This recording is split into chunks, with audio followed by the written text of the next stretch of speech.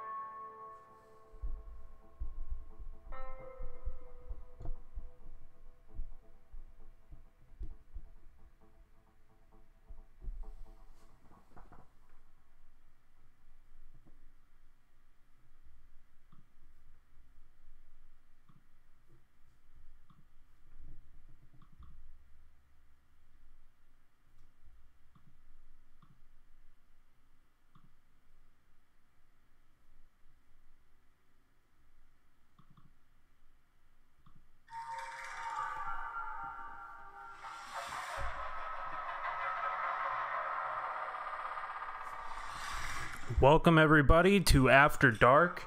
It is 11:01 p.m. here on the West Coast. It is 2 a.m. on Thursday on the East Coast.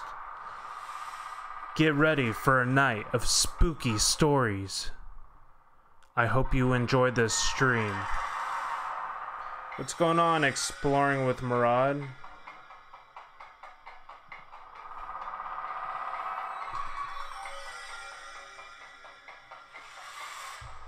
I hope everybody's having a good night so far. Welcome everybody.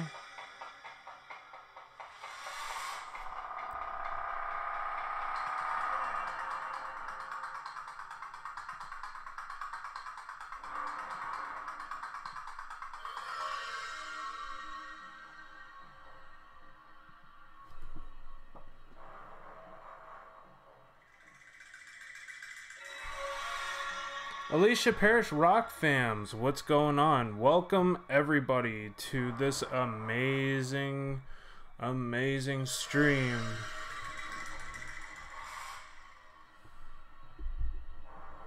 I hope you guys are excited for a night of spooky and scary ghost stories late at night after dark.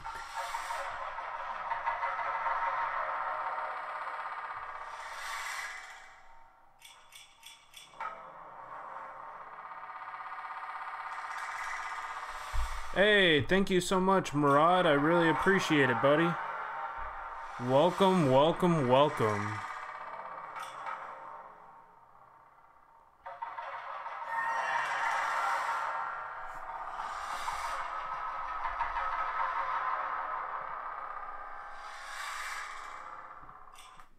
Alright guys, welcome to the stream. Thank you everybody who has joined. I see 17 people in the chat. Thank you so much to everybody here. I really appreciate it. And we got Cryptid559. Hey, Sharpshooter, how's it going, brother? Good to see you. I hope you're doing well. Marie Paranormal, family, True Crazy Weird Love Wins. What's going on, Boomer Rock? We got Alicia Parrish Rock Fam, Earth Angel. We got Candy Kisses.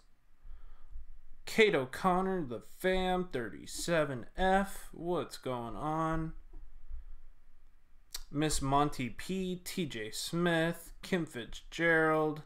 We have Kyoko Rock Fams. So many awesome channels here. Guys, make sure you share this out on Facebook and Twitter and spread the word that this stream exists. I hope you all enjoy, and I am excited for tonight. I finally got home safely and soundly from having to deal with an irate customer who is just not planning on showing up tonight. Almost had to delay this stream, but I'm glad I didn't because I don't like missing out on this stream, guys. This is my favorite stream of the week, and I'm always happy to spend time with you guys and do this live because this is my favorite live of the week, and I'm glad I get to share it with all of y'all. Chris V, what is going on? Good to see you. Thank you so much for coming by. Alright, White Wolf is in the house. Good to see you, White Wolf. Chelino Mari EVP777. What's going on? Welcome to the stream. Thank you so much for coming by. I really appreciate your love and your support. So much appreciated for that. Trying to make sure that we got everything running here in unison. Okay, everything looks good. Is my volume good? Is this too loud or too soft? I can always adjust it, make sure it's working properly. Guys, please make sure you share this out on Facebook and Twitter. Okay, Boomer Rock took my suggestion. That's cool. That's always awesome when people... Hey, dude, it looks really good, man. I have it right here on mobile. It looks really good, man. Nice job, Boomer. Hell yeah. Looks really good. Big props. What's going on, Miss Monty P?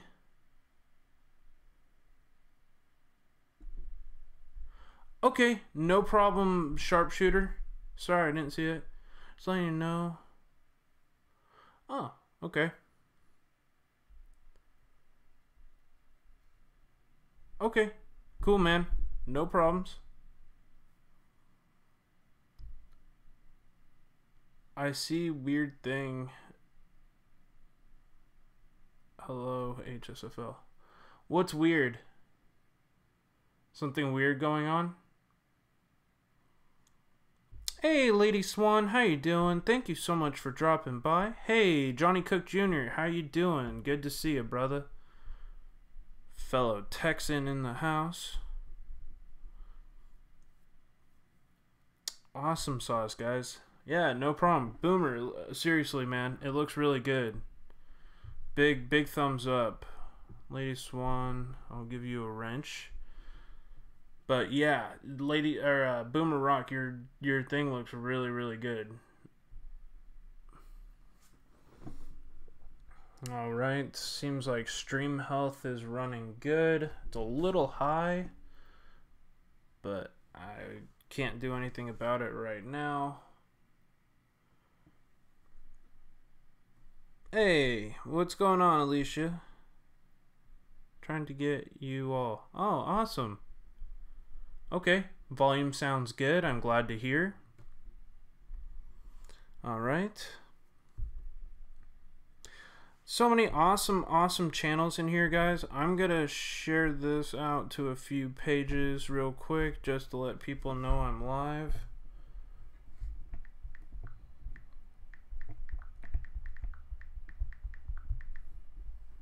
Alright.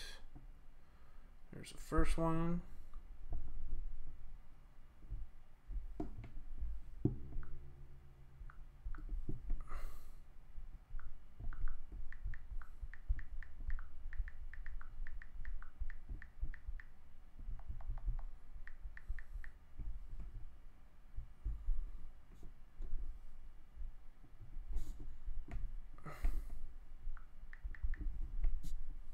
Alright.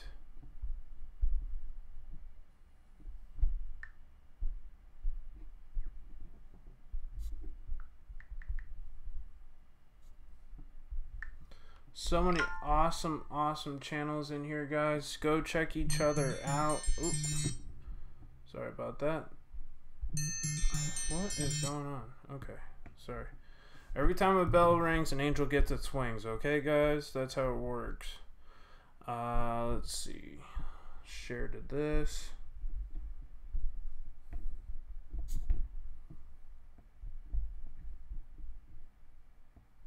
Okay.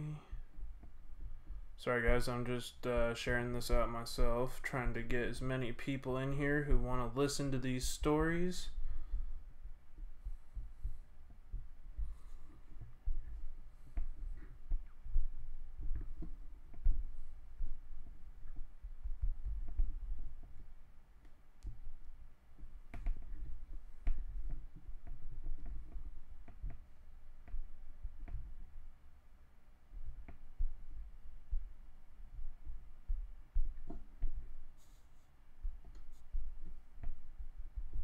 Alrighty, you guys. We got this shared out just about everywhere I can possibly find. Let's see if anybody new came in. We have Green Street Recycling Man. What's going on? Welcome to the stream. Thank you so much for joining. I really appreciate it. So I hope everybody's doing well tonight. Please let me know in the comments how you're doing, what you've been up to, if you had a good weekend. I can't wait for this stream. This is my favorite stream of the week, guys, because this is like the stream that's been kind of growing and growing. What's going on, Kenneth the Kentucky fam? How's it going, brother? Welcome to the stream. Thank you so much for joining.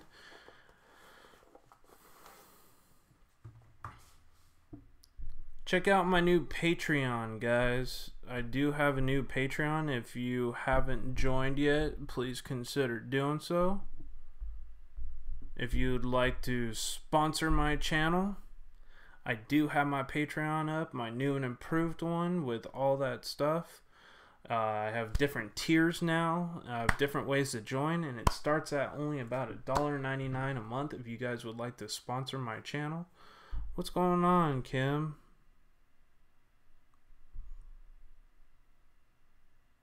What did Murad do? What happened to Murad?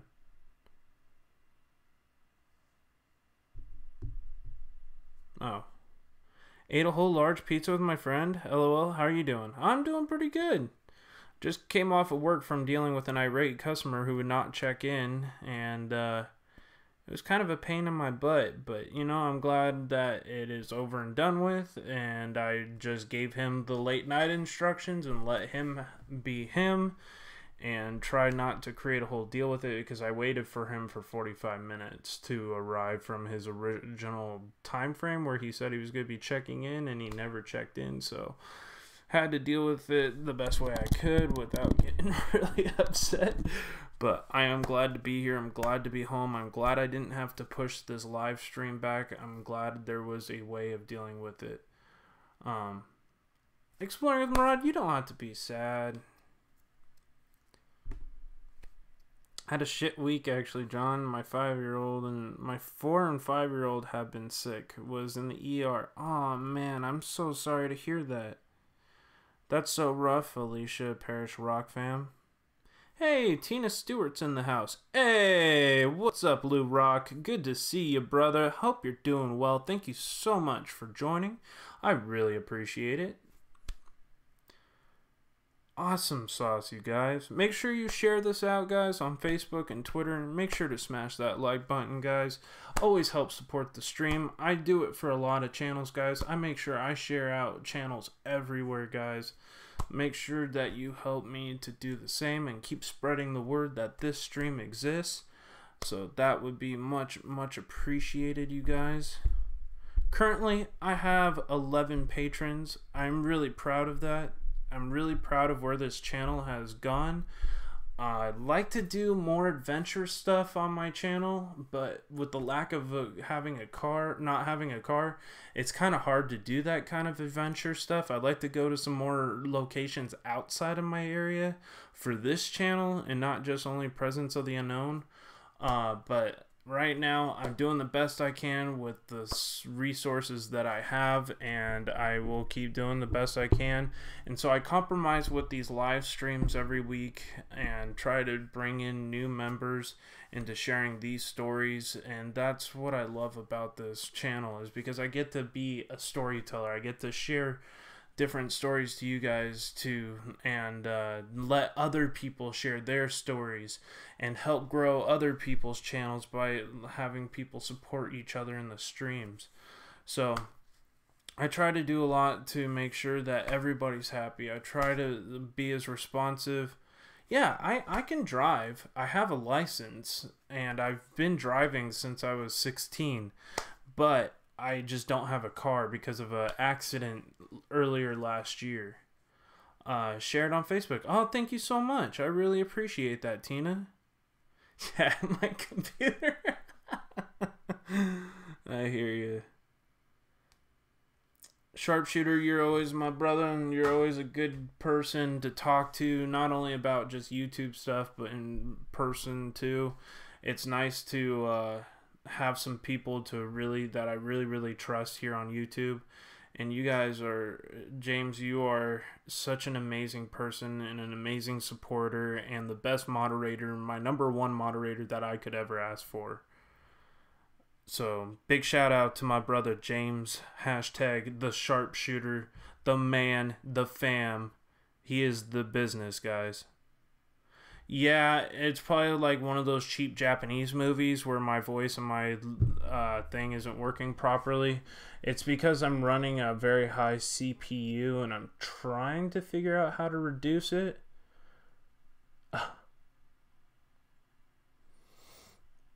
Yeah, I don't know how I'm going to be able to reduce, because I have the tip jar actually off. It shouldn't be running this high.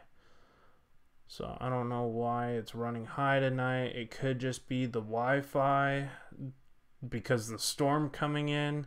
I'm not 100% sure. So it's just going to have to be what it's going to be tonight, guys. I tried to set it up the best way I could. And always, James, much love, brother. Hey, Frozen Fury 009, what's going on? What's good, brother? Thank you so much for joining. I really appreciate your support. I talked to Lisa. I'm glad she's doing okay. I hope she... Yeah, I had a tip jar, like it's an automated tip jar on the screen, and whenever a donation comes in, the little balls fall into the cup and to show how many donations there are. It was just something cool, but it adds a lot of CPU onto this and makes it run really hard. But it seems like that's not having an issue. What's having an issue tonight, for some odd reason, is... Let's see if there's any way I can reduce this. Some of this might just absolutely sound like Chinese to you guys, and I'm really sorry. I mean, I'm not even on the highest setting, so I don't understand. Chrome key. I'm gonna try to like reduce.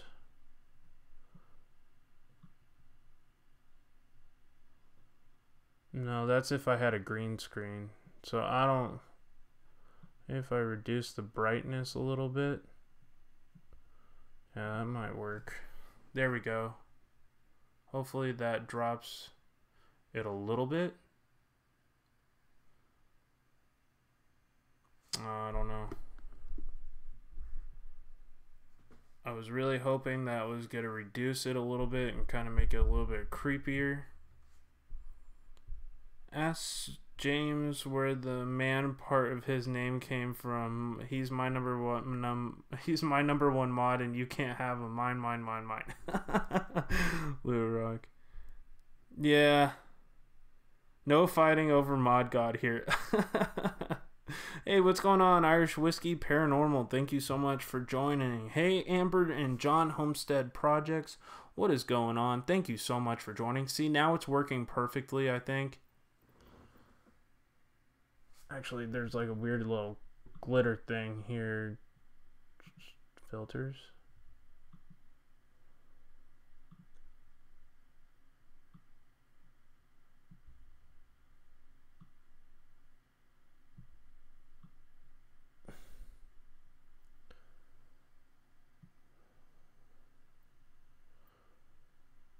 Okay, let's see. That might work.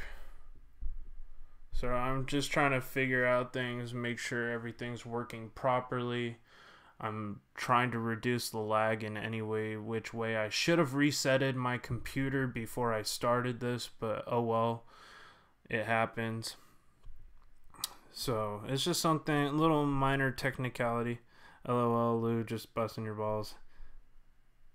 It's good to see everybody, guys. I'm so happy to have everybody here. It's amazing. Oh, looks good to me. Okay, cool. Yeah, it's just a little laggy, guys. It is what it is. So thank you so much for the 28 people watching. I really appreciate all the love and support, you guys. This is awesome. If there's anybody who's new to the channel in the chat and, oh, it's not lagging here. Okay. So it must be only lagging on my side for whatever reason. So I don't know what's going on. I guess the color choice and the text going up the side of the screen is pink tonight. Isn't this supposed to be, February supposed to be, is February Breast Cancer Awareness Month? I forget. Breast Cancer Awareness.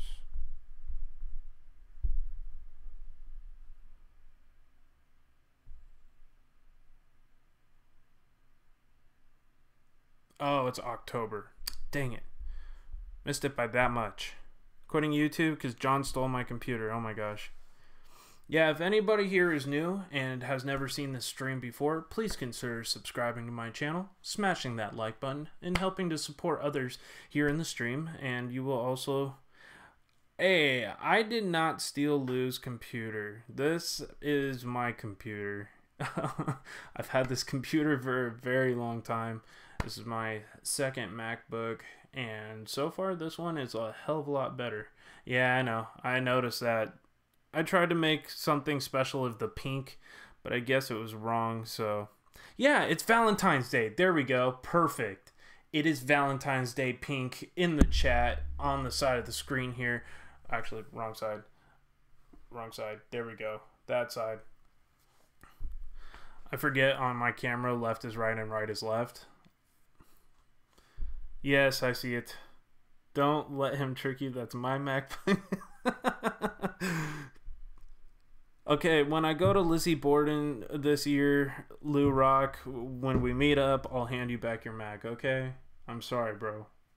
I just borrowed it for an extended period of time. I know. Funny thing about that. Belinda Ostrom, hey, how's it going? Thank you so much for joining.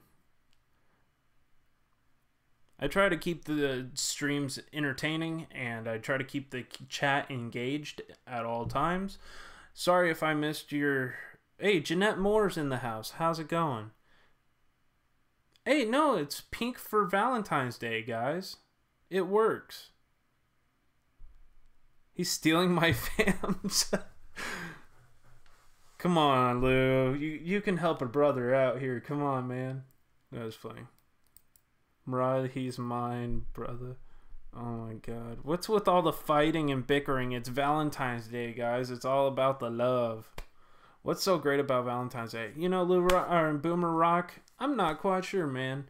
I'm trying to have a better outlook on, I'm engaged in calling 911. Oh my god. I pawned his Mac. Oh my gosh. I quit YouTube because no one likes me freezing their streams at Lou Rock. Oh my god. Oh my god. Kyoko. Oh my gosh. So you guys don't like the pink? You want me to change that? Is what you're trying to say? Huntress the Unknown, what's going on? Thank you so much for joining. Hey, Smurfalicious M420, what's going on? My favorite color is blue. Yeah, so sometimes I don't know what the color is going to be from stream to stream. If I reset it, it will change the color. But I don't know. Should I reset it or should I keep it pink? Because real men wear pink. You know that. I'm just trying to have fun with you guys, and I hope everybody's having a great time. But yeah, Valentine's Day. Does anybody have any special plans? I know I'm going to be with this guy on Valentine's Day. Nothing really special. Red is better, but blue is... Red is better, but blue is better. Oh, okay. Alright, let's see if I can change the color of the text.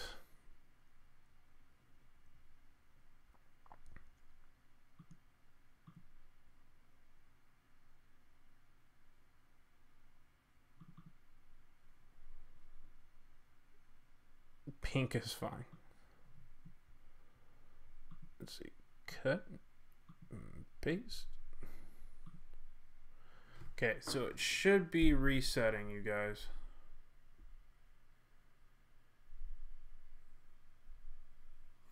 Storm here woke me up. Oh, geez. Who are you going to be with? Who, John? Oh, I'm going to be with me. So now it's orange. I couldn't quite get it red, but now it's orange. Have a good night exploring with Murad. Have a good night, brother. Good to see you. Thank you so much for dropping by.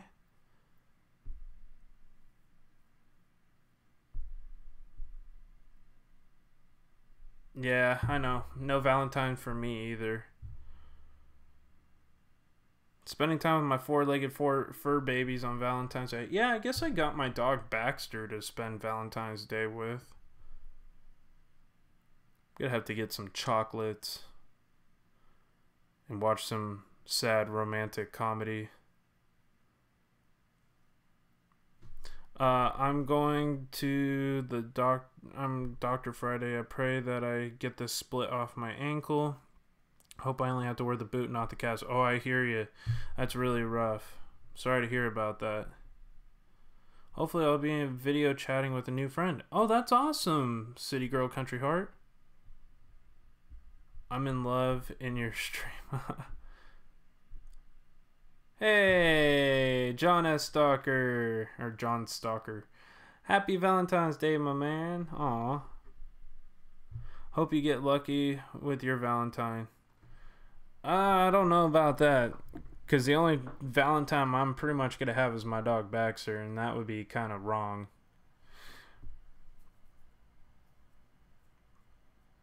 Yeah, here you go, chocolate. Do it, doggy. Oh, God.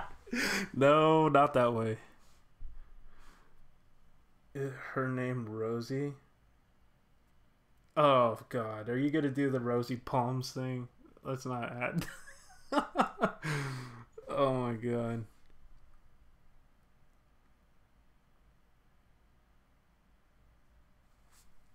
Oh, my God. Get a beer and celebrate being single. Amen to that there, Irish whiskey. I hear you. Hey, I'm just lurking. Hey, John. Hey, Lori, Marty. How are you? Good to see you. Wow, 33 people watching. Awesome sauce, guys. Hey, 8-Bit Reactors in the house. Oh my god, it's the second golden child, Psycho Ghost Tracker's Brandon. Oh my god, man. That was so funny. Going down to, what do you call that place? Beverly Hills, to the Omen house, and that, dude, we were just dying. Spend it with Netflix, no comedy and romance. Yeah, that's true. I have been single 6 years. That's a bit long. Yeah, I'm going on, golly, what's it, 2019? This is going on now 3 years. Jeez, has it been that long? No, 2 years. It's been 2 years. Yeah, it's crazy. That's way too long. Hey, thank you so much, Late Night with Kate, for tweeting this out. That's awesome. Make sure I retweet. Retweet. All right.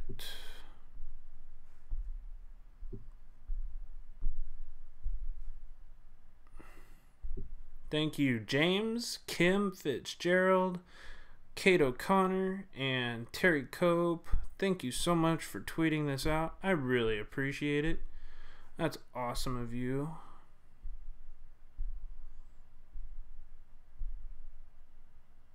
So many awesome channels here, guys. Wow, you guys are awesome. Ooh, and we got a new subscriber. Too bad it didn't light up the whole board like it's supposed to when a new person subscribes. At least it hasn't done it yet. See if I can figure out who it was.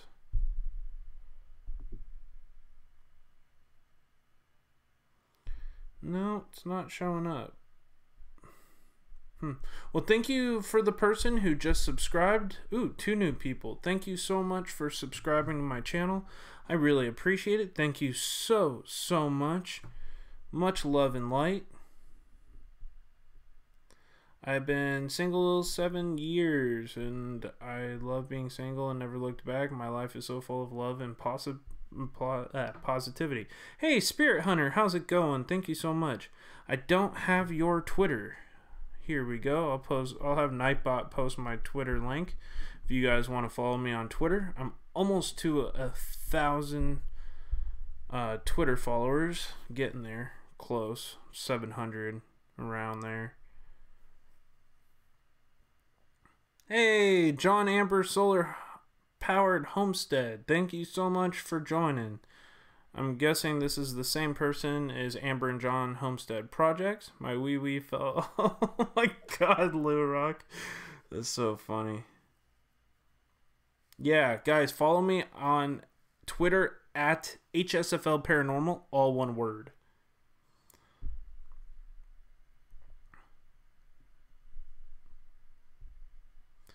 Thank you to the 2 new followers. I really appreciate it.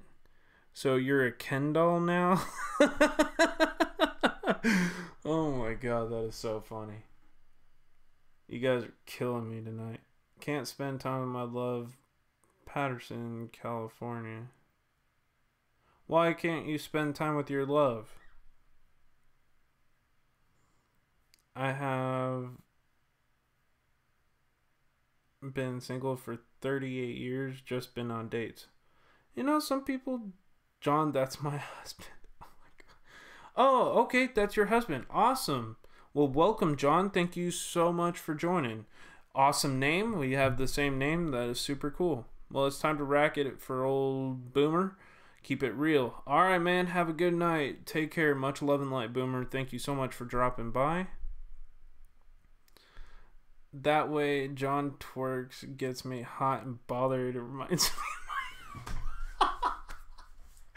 Oh my god, this is so funny. This is so entertaining. Oh, you're in Alabama. Oh, yeah. That's right. John, you're my golden child. Oh my god, you guys are killing me tonight. You guys are truly hilarious. Damn, Lou, it seems like you need a lady. Seriously, bro. Oh my god, that's so funny. Alright, you guys, we're going to get to the scary stories here. The chat is going... Wait. Me, John... Wait, what? Whoa. Lou, this is not true. Me, John, and Jamie Ray had a threesome. What? Wow. I don't even want to know why you said that. Holy shit. Oh my god. It's so disturbing.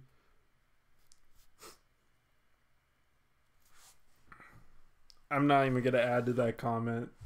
So, because otherwise I'm going to have to age restrict it.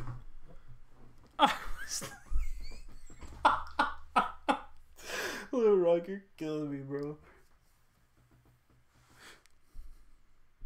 Hey, me and 8-Bit are coming up there soon. Coming up where? Here to Central California? Oh, awesome. Well, thank you so much, John. I really appreciate you supporting my channel. I really appreciate it. Dude, Lou, you're making me cry tonight, dude. That is so funny. Lou is night dreaming. That is so funny. Thank you guys for the entertainment tonight, because I was feeling kind of down tonight, to be honest, but you guys just cheered me up. I totally forgot why I was pissed off at work, but thank you guys for that.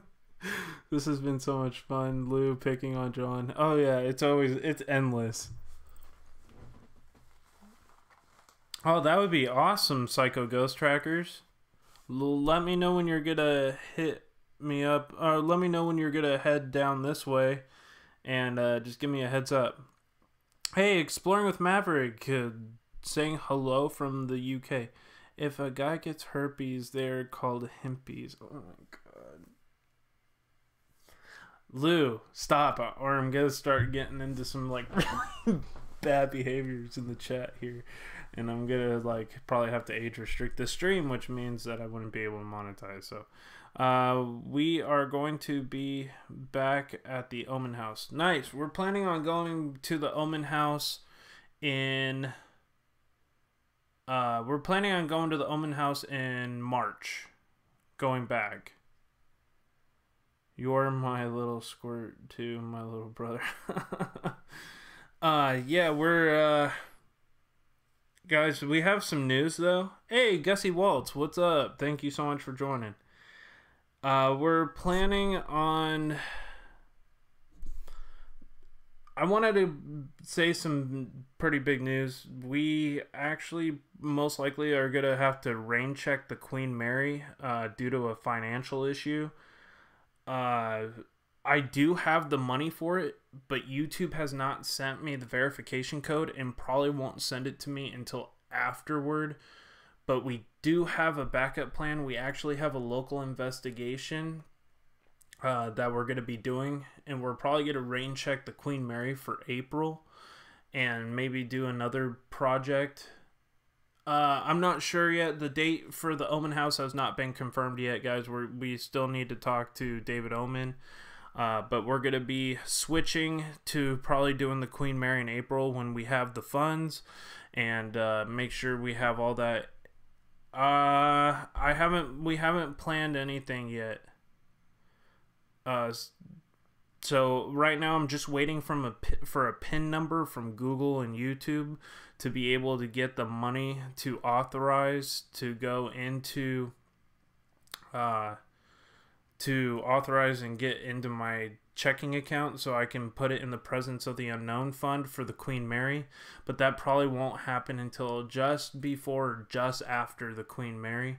So unfortunately, we're probably not going to be able to do the Queen Mary this coming month, but we're going to do another investigation at a haunted adobe building right next to the San Miguel mission. We actually got that confirmation on the same weekend, so that was kind of lucky that fell through at the same time. So we do have a backup plan. So definitely keep it keep looking, guys. Make sure you're subscribed to Presence of the Unknown. I didn't want to disappoint anybody, but we are going to go to the Queen Mary this year. It's most likely going to be in April, though. That's going to be our semi-big trip of the year, and then our big trip, hopefully we're going to make it to the East Coast this year. That's our big plan. We're also planning Arizona and Nevada as well. It just all depends on our budget. Exploring with Ginger, what's going on? Send a second code. If the first one, it comes invalid, I had to wait 3 months. Oh, wow. Yeah, so I have a second code coming. It said 2 to 4 weeks. And so that was a week and a half ago. So it should be here soon. But it's not going to be here in time for the Queen Mary, I don't think. Yeah, see, I'm still waiting for YouTube to send me the verification code in the mail. There was a hiccup on my address, and it caused me to be able to, and it also was being put under my channel name for my mail, and that name wasn't gonna fly with USPS being delivered to my house, so I had to make sure everything was getting sent to the right address and to the right name. So if the first one shows it, you can see it. Okay. Yeah, I got it figured out now. They're sending it to the correct name and the correct address on here tonight, so it should... Oh no, Kim Fitzgerald, you don't have to worry about that. I got plenty of money for these investigations. I can definitely cover the Queen Mary and most likely the Omen House coming up in March and April.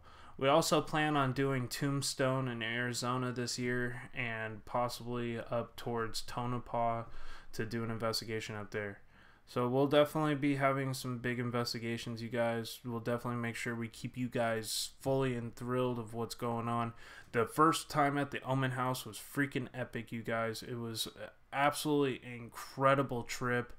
A very active paranormal location. Yeah, Lou, it's weird, and it's like, you'd think Google, as big as a tech company as they are, they're still sending stuff by mail. Why they don't send it to an email address with the PIN code, or like an encrypted file or something to you directly on your email, just blows my mind. Yeah, the Queen Mary sounds fun, but it's probably not going to be until April, you guys. We had to push back on it, but we have another investigation at that haunted Adobe house, guys, and that place looks really, really creepy, and it's going to be really, really interesting. So you guys definitely want to make sure you are subscribed to Presence of the Unknown, and you're not going to want to miss a thing. So I need to change my address. Where can I do that at? You have to do it all through Google AdSense. Have a good night, Joyce. Take care. The mail is exactly that. Verify. Yeah, exactly. That's true, Lou Rock. You're absolutely right. It's just a inconvenience. Wow, there's almost 35 people in chat tonight. Oh, there is 35 people in the chat tonight. Thank you so much for that. I really appreciate that, guys. Wow. If anybody in the background is not in the chat and you haven't subscribed to my channel, please consider doing so. Please consider also hitting that like button. And I would really, really appreciate that. Thank you so much. Yeah, guys, there's a way to, if you want to send a donation, you can definitely do that by putting it through PayPal, or I also have the super chat enabled. So if you need to send, if you want to send, I shouldn't say if you need to, if you want to send a donation, which is not required to be here, all you need to make sure is that you check one of two sources. I have it enabled through super chat, and I have it enabled through PayPal. If you want to do that, PayPal's gonna be more direct and take less out. But super chat, 30% of that goes to Google. Fun fact. Woke up rough. Oh, I'm sorry to hear that, Spirit Hunter. Hope you're doing well. Thank you so much, Exploring with Maverick. Hey, what's going on? Known by PJ. How's it going? Thank you so much for joining. Wow, so many great channels in here, guys. Make sure to go check each other out. Just don't ask for subs here in the stream. Support one another, and I'm sure people will support you back. Just Living is in the house. How's it going? Thank you so much for joining. Well, man, I'm down to do stuff with you guys. Yeah, hell yeah, man. I'm down to do stuff with you guys too. I just want to make sure that everybody is I just want to make sure you guys have the adequate time and the money to be able to get down here. We'll try to get out to Chicago and Indiana at some point. It's probably not going to be this year. It'll probably be sometime next year. But we definitely want to go do some more exploring across the United States and some more long distance traveling. Not lurking, just stalking. Oh my gosh, thank you so much. Oh, Kim, it's hilarious. Me and Psycho will be there sometime in May. Oh, how cool. I'll definitely have to take you guys to the local cemetery here in San Luis Obispo, California. That place is really, really interesting and very, very spooky. We also have the other location called the Adelaide Cemetery in Templeton area, in between Templeton and Morro Bay. And it is a very spooky, creepy place. That video is really, really spooky, guys. If you haven't seen it, the video I did at the Adelaide Cemetery, that place is insanity. I haven't seen here. Let's see. Videos. I haven't watched that video in a long time, but it was one of the most like high def shots I've ever done. It's one of the best videos that I ever produced single-handedly, in my opinion. I don't know, but it was one of my favorite videos to go and shoot. But that one was a very epic video. Lots of crazy stuff, and even a apparition caught on camera. You have to really slow it down and zoom in, but there is a guy that is hanging from one of the trees at the cemetery, and he was not there when we were at that cemetery, and it's a full-on like shadow figure during midday, and it is very, very spooky and haunting. Might move to Nevada instead of California. Oh, that would be awesome, Cuddly Kathy. Money is not the problem. Trying to get time off. Just let or trying to get time off. You just let me know when we can see you for 16 hours and come back. Wow, you're only going to be down here for one day? That's crazy. Well, I'm only off Saturdays and Sundays, guys. If you're ever in this area, in the Central Coast of California, I'm off weekends if you ever happen to be driving by, and I'll definitely make sure that I connect with you. Is that spamming? Well, it is. Everyone, if you want to watch a real paranormal YouTuber, oh my god, you're gonna go live right now, Lou? That's mean. Mike Earl, what's going on? Welcome to the stream. Hey, Mrs. Green Thumb, how you doing? Hey, Shot Girl, wow. Bama Bell Liz is in the house. Awesome, almost 40 people here. Thank you so much. John, we have 2 feet of snow here in Anderson. It is snowing right now. Holy smokes, that is crazy, Cynthia. Wow, so many amazing channels here in the chat, guys. And the chat's going wild right now. Oh, we are all from Francis's channel. Oh, Francis is doing a raid right now?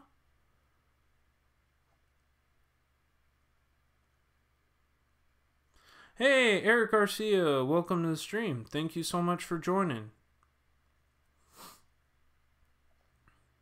Alright, it's so awesome, you guys. Hey, Paranormal Nikki, how's it going? Thank you so much for dropping by. I'm not gonna go live, just busted John's balls I must have excuse of a man. Dude, no, Lou, I know you're just messing with me, man. It was funny. I just like to pretend that I care about it. Just to see your reaction. Oh, man, no. I'm totally messing with you, Lou. You're good, man. So good to see you, Carla. Welcome to the stream. No, Francis. And I just said, no, Francis. Ended. And I said to come here. Oh, okay. Gotcha, Shawgirl. Awesome. Alright, so better get to the stories, you guys. Scary Stories for Kids, which is a very poorly named website because a lot of these are not kid-friendly stories. Alright.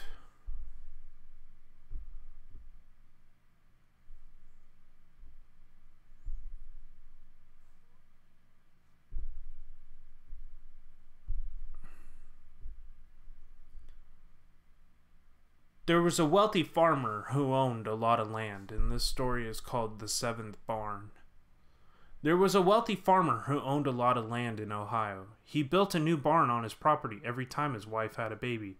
He named the barns after each one of his children, and by the time the story takes place, they had 6 kids and were expecting number 7. However, the farmer's wife died in childbirth, and so did her unborn baby. The farmer went insane with grief and could not tend to his own farm. The family had no money, and the farm started to go under. They say that night, in the depths of madness and despair, the farmer took an axe and led his children out to the barn, where he murdered them one by one. He buried each one of their bodies in 6 barns that had been named after them. Then the farmer went to the 7th barn where he hung himself. As the story goes, all of the barns were individually torn down and the land was sold off, except for the 7th barn. Nobody wanted to buy the land because of what had happened there, so it was left abandoned and soon fell into despair. They say if you go to the barn at night that you can see the ghost of the farmer hanging from the rafters and his body swinging back and forth in the wind, dwelling on his terrible crime for all eternity. No one has ever...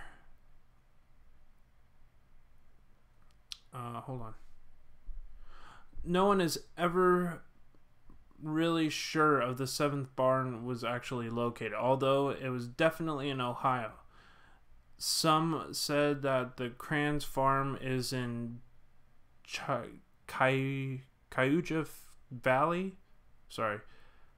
Cuyahoga Valley, and others said it was on top of the world in Northampton. In 1997, the local Ohio teacher claimed after a lot of research that he had finally managed to track down the real location of the 7th barn. He said that none of the barns had actually have been torn down. The land just divided up and sold off. The barns had simply been incorporated into neighboring farms. According to the teacher, he was able to pinpoint the correct location because of all the barns and neighborhood properties had nameplates above their doors with the names of the children engraved on them. The teacher and his son set out to visit the barn, bringing a video camera with them in hopes of capturing some paranormal activity. The next morning, the teacher's wife reported her husband and son missing. Police found their abandoned car by the roadside. While searching the area, they entered the barn in a nearby field and found the dead bodies of the teacher and his son hanging from the rafters. How'd you guys like that story?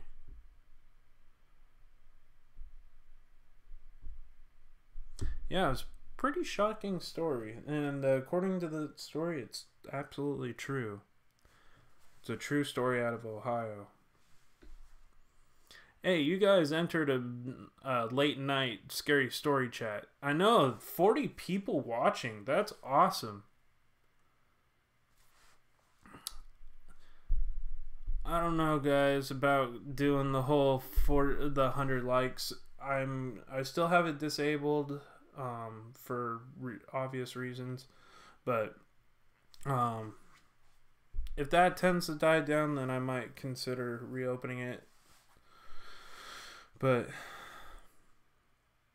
how many likes do you have, John? I'm not sure. I can't actually see it myself.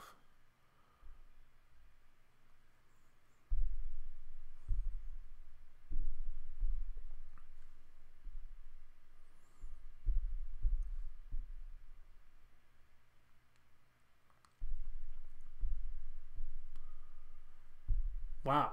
Well over 100 views already on this stream. Thank you guys so much. That's awesome.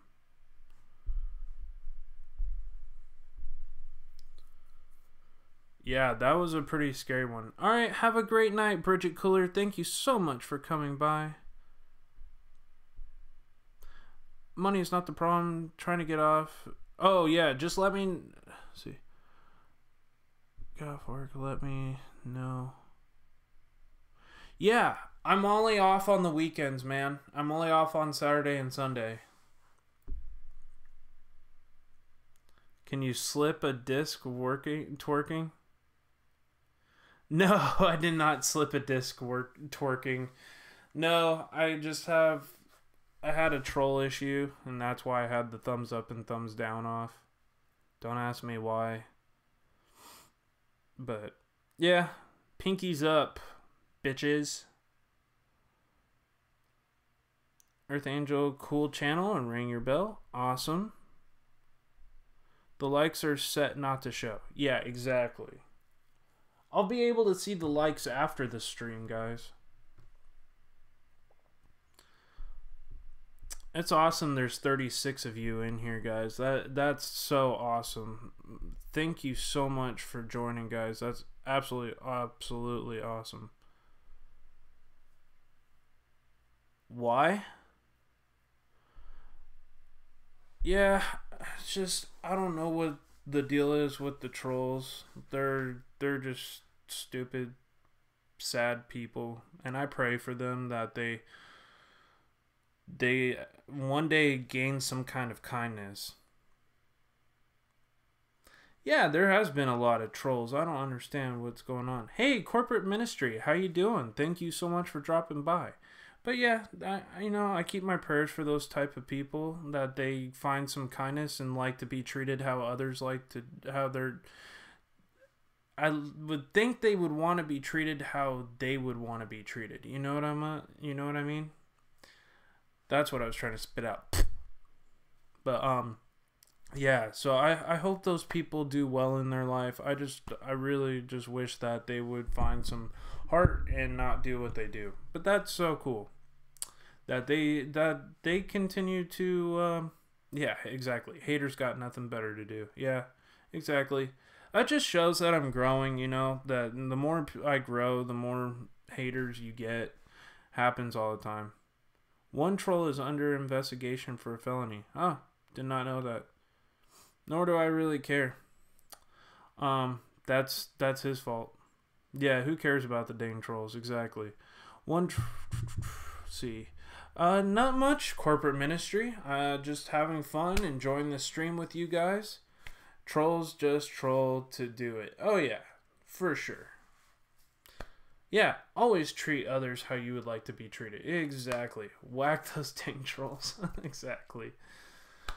I just hope the best for everybody. I pray for everybody. And even though I'm mad at people, I get mad at those kind of things, you know, I need to let go and let God and let them handle what they need to handle. And if they're going to be rude, they're going to be rude, and there's nothing I can do about it. So, is what it is.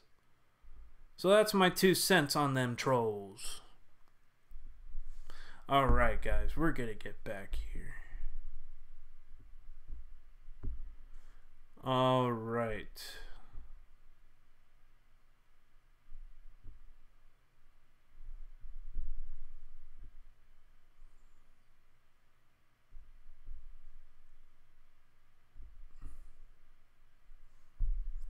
So apparently this is a true story, and it's called Look at Me. One evening when I was in junior high school, my mom and my dad went out, leaving me at home. I had lots of homework to do. I spent the whole evening sitting at my desk in the bedroom. My parents had left the house around 6 p.m. I was doing my homework and I put my headphones on and listened to some loud music. There was a loud, big storm that night, and my desk was facing the window, so I could see the rain and the lightning outside. My parents got home around 11 p.m. and I saw their car driving up. I took off my headphones, and as soon as my mom opened the door and came inside, I heard her shout my name. "What on earth happened here?" she demanded in an angry voice. Confused, I ran downstairs. My mom was standing in the hallway with a furious look. She pointed at the floor and yelled, "Was this you?" I looked down and saw that the carpet was covered in muddy footprints. I have no idea how it got there. I spent the whole night at my desk doing my homework. I watched as a look of her face turned from anger to confusion and then to fear. We both realized at the same time somebody else must have been in this house. We followed the footprints and tried to make sense of the whole situation. They started at the back door, which usually was left unlocked. Then we noticed that something else. The footprints started at the back door. There was no trail of footprints leaving through the back door. All of a sudden, we hear something, a loud pounding noise that echoed throughout the house, and then sounded out of the front door, wrenched open, and slammed shut again. Wham! We all went into the garage and locked the door behind us. My mom called the police on her cell phone. "Please, come quickly," she shouted. "Somebody's in our house." After what seemed like hours, the patrol car arrived with 2 officers, a male and a female, one staying with us in the garage while his partner went through the house, searching my room and every other room in the house. When she came back, the officer told us that there was no one in the house and it was safe to go back in. We were all sighing a breath. We were all breathing a sigh of relief. And she asked, "Whose bedroom is upstairs on the left?" My parents looked at me. "It's mine," I told the officer. She asked us to follow her. As we walked through the house, we could see the trail of muddy footprints leading to the back door. Through the living room, out the stairways, up the stairs and into my parents' bedroom and then to my room. They stopped at my doorway. The female officer pointed at the door, which had been open the whole night, scrawled out in black marker, "I see you. You forgot to lock your door. You seem confused. Turn around. Look at me. Look at me. Look at me." For more than 2 hours, somebody had been standing in my doorway watching me. To this day, I still shudder to think what would have happened if I had turned around to see her. Or see it, sorry.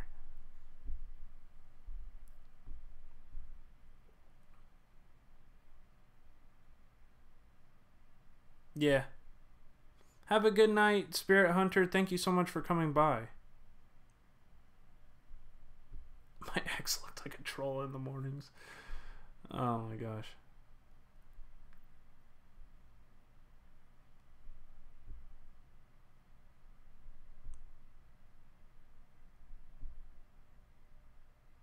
Oh my god, not joking. Having chest issues. I'm off to the hospital. Much love. I'll tweet this when I find out. What's going on, Lou? Are you okay, bro? Okay, Lou. Call me, dude. I hope you're not getting pneumonia again, man. Are you... Dude, please let me know when you get to the hospital, okay? Shit.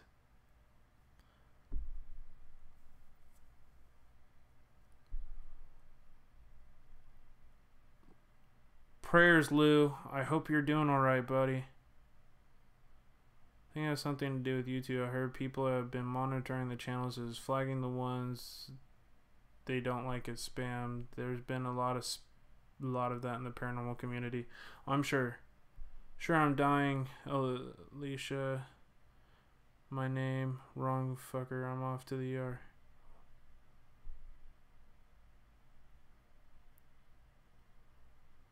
Yeah, Lou, please let me know that you're okay, bro.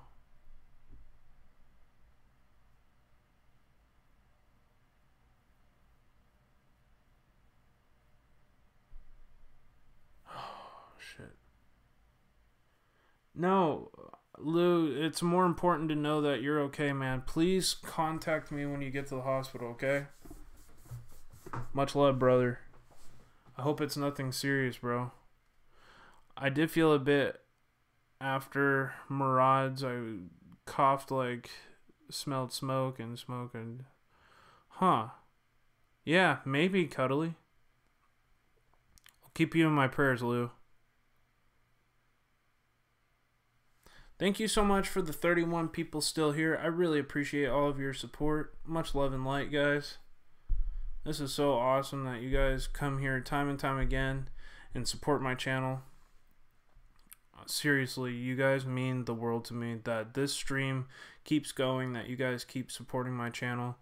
Another way to support my channel, if you guys want to consider doing so, is to try to get some merch.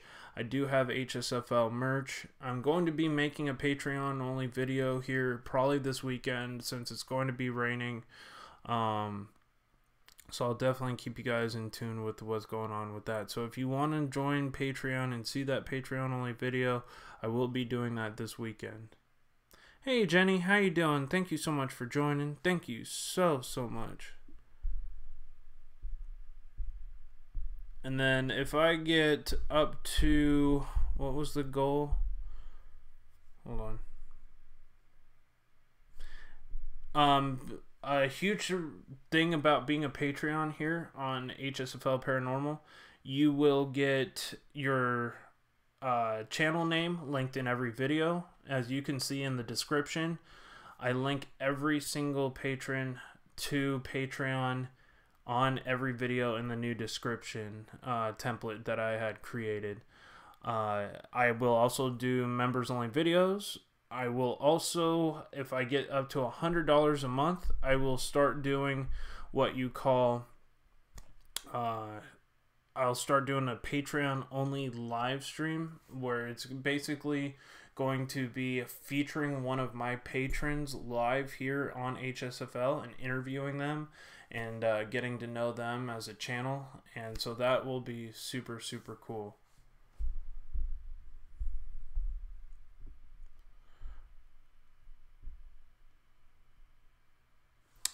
Storming big here right now in the Bay Area. Has it hit you yet? No, it has not hit yet here in San Luis Obispo. It's about to. It was raining. It started raining when I had gotten home, but now it seems to be just cloudy. But there is a lot of rain coming into the area. This is going to be a really nasty storm, you guys. We're packing a lot of wind and heavy rain. So prayers to all those who are in the Thomas fire and the Montecito complex fire burn areas, because the flooding is just going to be horrendous. It's going to be worse in Northern and in Southern California. We look to miss the major part of the worst of the rain, but they still said we could see 2 to 3 inches of rain. I guess we're supposed to have some pretty big thunderstorms and some pretty heavy wind starting tomorrow, getting worse tomorrow night and into Thursday, and then the rain starts to finally let up around Friday night. So, ooh, wait. Now they're saying Saturday's going to be clear. Maybe I'll go do like a 3 a.m. challenge or something on Saturday. That's a possibility.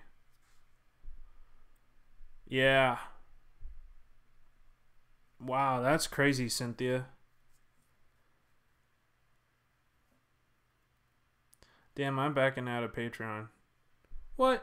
Why? But yeah, I'll be probably doing like all my new videos that I'm going to be dropping. I'll probably drop 2 days before or 24 hours before on Patreon as a private for my for my fans, and then I will probably release it to YouTube publicly like 24 hours later. So I'm going to start doing that, guys. I'm sorry I've been really lacking on content. Work has just been really intense lately. Yeah, I've been thinking about... Hey, what's going on, Francis? How you doing? I've been thinking about starting to do like the 30-minute alone challenges, just to bring some new people into the channel. And so if you guys would like that, put a 1 in the chat below. And I was thinking of starting off with the banger and actually doing the 30-minute alone challenge at the Oddfellow Cemetery. So that's going to be pretty wild, you guys. So, yeah, I saw somebody sub to me. Yeah, somebody has showed that it unsubscribed and then it resubscribed. So, it's not showing up who it was, but I just want to thank the person who did subscribe to my channel. That is super awesome, guys. It's always awesome to have new supporters here, guys. Oh, cool. So some people do want to see the 30-minute alone challenges.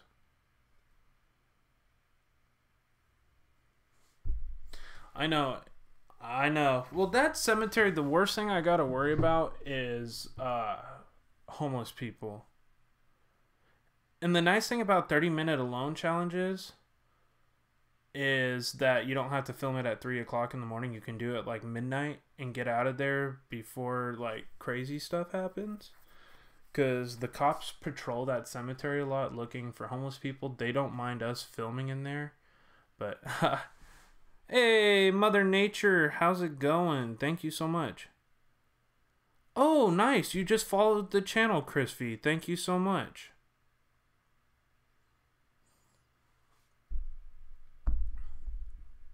Sorry, I'm just trying to keep up with the updates, guys.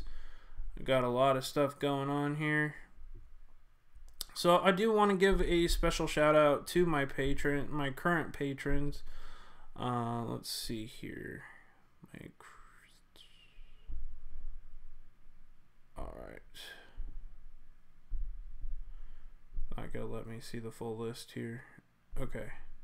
So Jeff Watson, Heidi, Katherine, Native Grammy, Creators Alliance, Hermanthegreat, Chris the Ghost Hunter, The Sharpshooter, Jen's Journeys, Broken Angel, and Kim Fitzgerald. Thank you so much to all of my patrons. I really, really appreciate it. Oh, yeah, absolutely. Yeah, sorry. Cuddly Kathy is one of my patrons, guys. So definitely make sure you go and support these people. Yes, I did see that, Cuddly Kathy. I do apologize about that. I am not a current patron. Oh well. Yes, you are, Sharpshooter. Shh. But big shout out to all my patrons. You guys are super awesome. The cemetery I go to, there's no place to hide from the homeless. Yeah, I kind of have that same issue because it's a public cemetery and there's no gates there.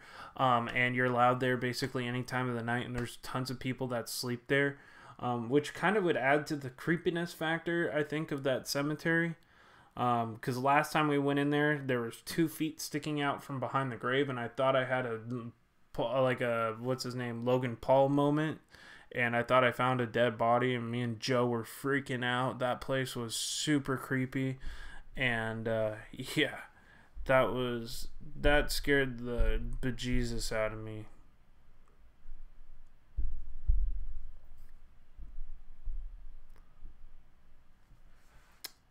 Hey, Gina's Bizarro Ghost, what's going on? Alright guys, I'm gonna get back to the stories here. Thank you so much for like the 30 people that are still watching this stream. I really do appreciate it. You shush. Alright. I like these true stories. They're really good actually. Shush. That's the next story. My name is Sabrina. When I was a little girl, my parents took me to visit my grandmother. She lived in a little village in the countryside. Her cottage was very small. There was only one bedroom. My grandmother slept in one bed, and my parents slept, and I slept in the other. And we had to sleep on some old cushions on the floor. Oh, and I had to sleep on some old cushions on the floor. We stayed there for weeks, and I was troubled by the nightmares. Every night I would wake up screaming. My parents would have to calm me down and ask me what was wrong. All I could tell them is that there was a man coming for me. All I can remember is the cause of my terror. Every night I saw a shadowy figure emerge from behind the curtains in the corner of the room. It was pitch black, and all I could make out was his outline. He was tall and hairy. I would watch in horror as he started crawling towards me. It was sickening slowness. He came up and whispered something in my ear just as I was about to scream. And then he placed his finger over my lips and said, "Shh, shh, shh." He tortured me every night to the point where I was dredging to go to sleep. As time went on, he began to appear not only at night but also during the day. One evening, we were all watching TV in the room, and at some point, I had happened to glance to my left. The curtain slowly drew back, and I saw the man standing there, staring silently at me. He raised his hand and put his finger to his lips and whispered, "Shh, shh, shh." I let out a horrifying scream and immediately told my mother what I had seen. She went over and pulled the curtains back and showed me that there was nothing there, but of course he had already disappeared. When that holiday was over, we went back to our apartment in the city and the nightmares stopped. After that, my grandmother would always come to us and visit, so we never went back to the cottage for vacation ever again. As time went on, I stopped thinking about the man and eventually forgot about him altogether. One summer, when I was 13 and my little brother was 5 years old, we went to stay with my grandmother again. My parents were in the kitchen having a small cup of coffee with my grandmother. They asked me to get the little brother ready for bed. While I was preparing the mattress for the floor, both of us to sleep on, my little brother was sitting on one of the beds. I noticed he was being unusually quiet, and then he looked up and saw something that was staring at him. "What is wrong?" I asked him. Then he suddenly jerked back and looked at me, eyes wide, full of fear. "Sabrina," he said, pointing at the curtains. "Shh, man is standing there." Needless to say, my brother and I spent the night sleeping in the kitchen. We never went to visit my grandmother's cottage again.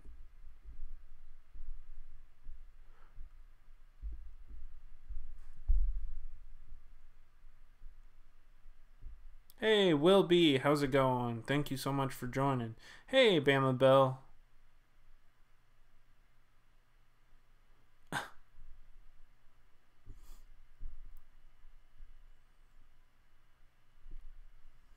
Hey, Noble Girl Warrior, how's it going? Thank you so much for joining.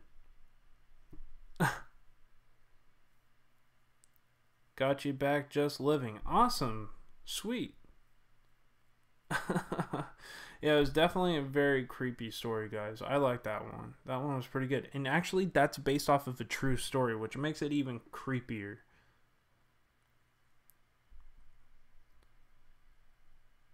I gotta hit the hay. Love you all, fams. Alright, Francis, have a good night. Thank you so much for joining.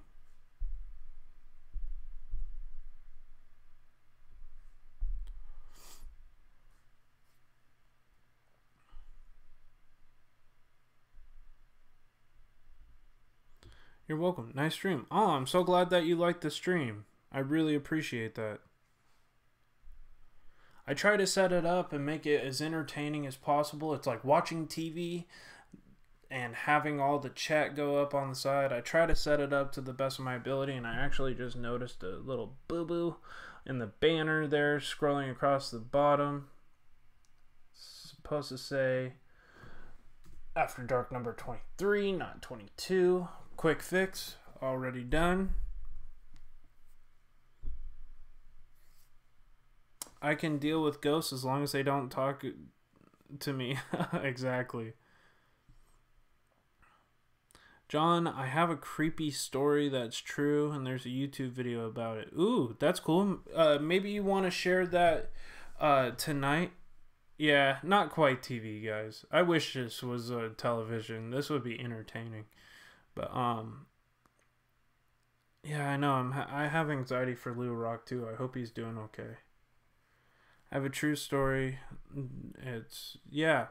Oh wow. Well, guys, you need to call in tomorrow night. That's when I'm sharing my scary ghost stories at night, and I have my paranormal call-in show tomorrow night. Please be here tomorrow night as well at the same time. I will be doing the paranormal call-in show, and you guys can come on and share your scariest stories. Hey, TJ Smith. Hey, Sherry, Paranormal World Investigators. Good to see you. So many amazing channels here. 27 people watching. So awesome. Well, Amber and John Homestead Projects, can you send it to me on Twitter or on Facebook? And I'll post those. I'll have Nightbot post those links, and then I can go watch it.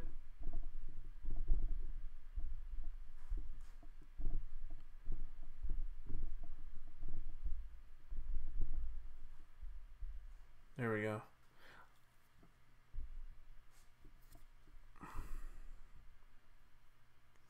That's good organization, though. Oh, I really appreciate it.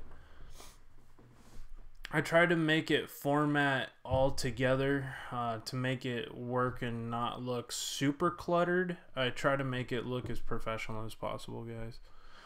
This is actually a lot of help from Fireman CV, who helped me kind of design this, and some other YouTubers that I was watching on how to set up OBS.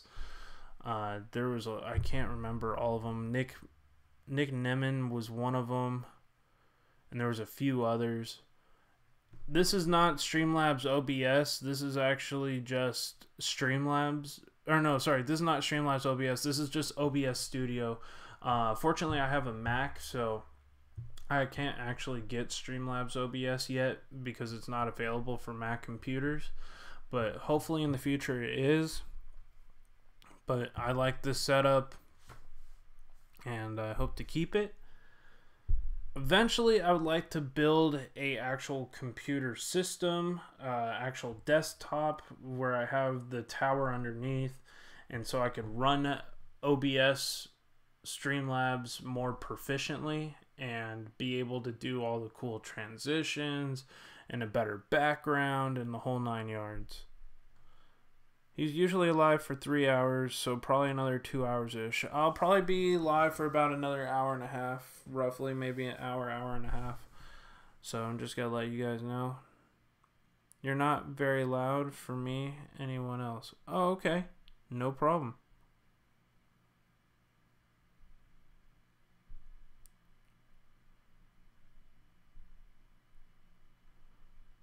I had to re-download the OBS. I need help setting it up.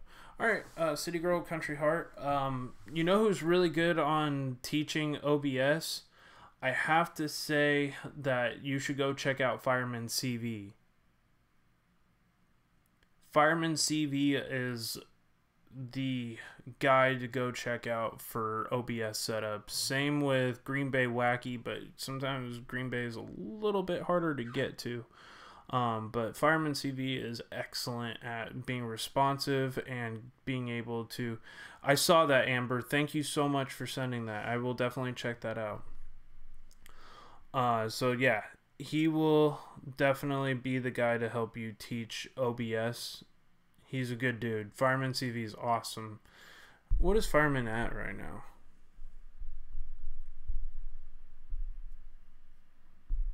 Fireman CV is currently almost at 8,300.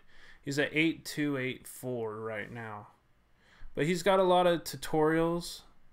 He's had a viral video.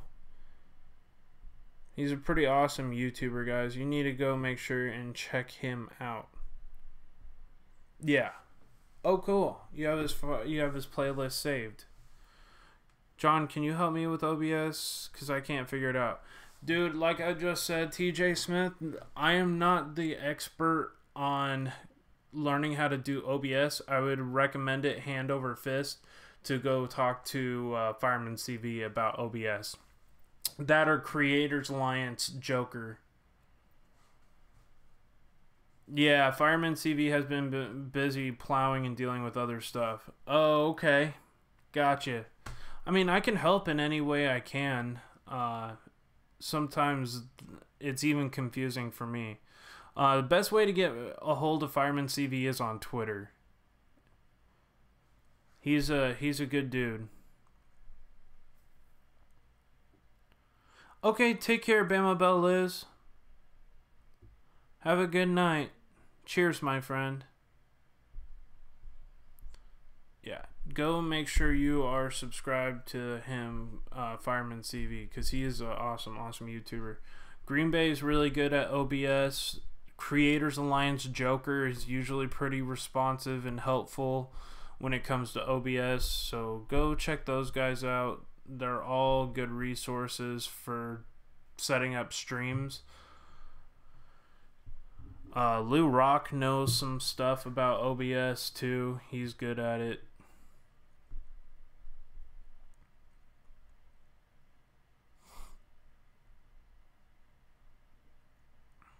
So let's see.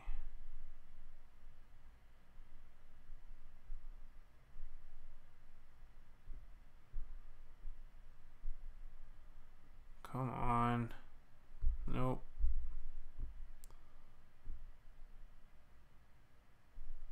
Alright, this story is called The Red Birthmark. It's a short story. There was a 3-year-old boy who lived in the village in the Golan Heights in Israel, near the border with Syria. The boy was born with a red birthmark on his forehead. As soon as he was old enough to talk, he told his family that he had lived there before. He pointed to the birthmark and said that is how he was murdered, with an axe.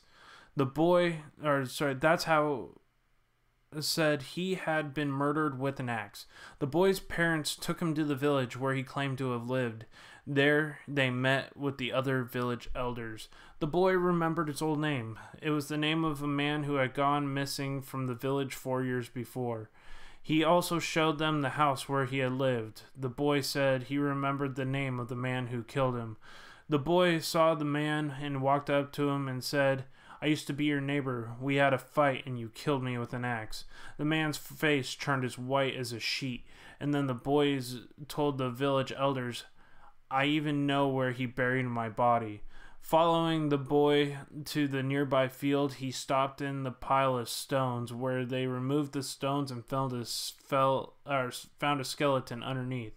The wound in the skull was in the exact same place where the boy's red birthmark was. The boy had showed them where their axe had been buried as well.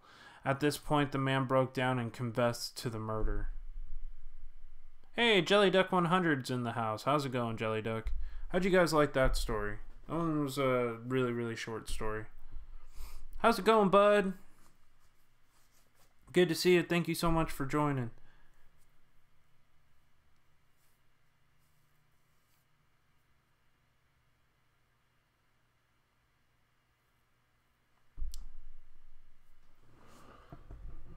Let's see here.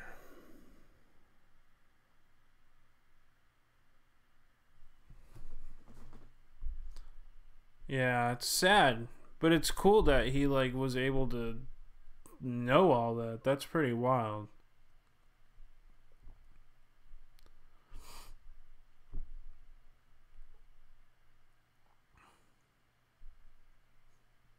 This one is called The Bell Witch.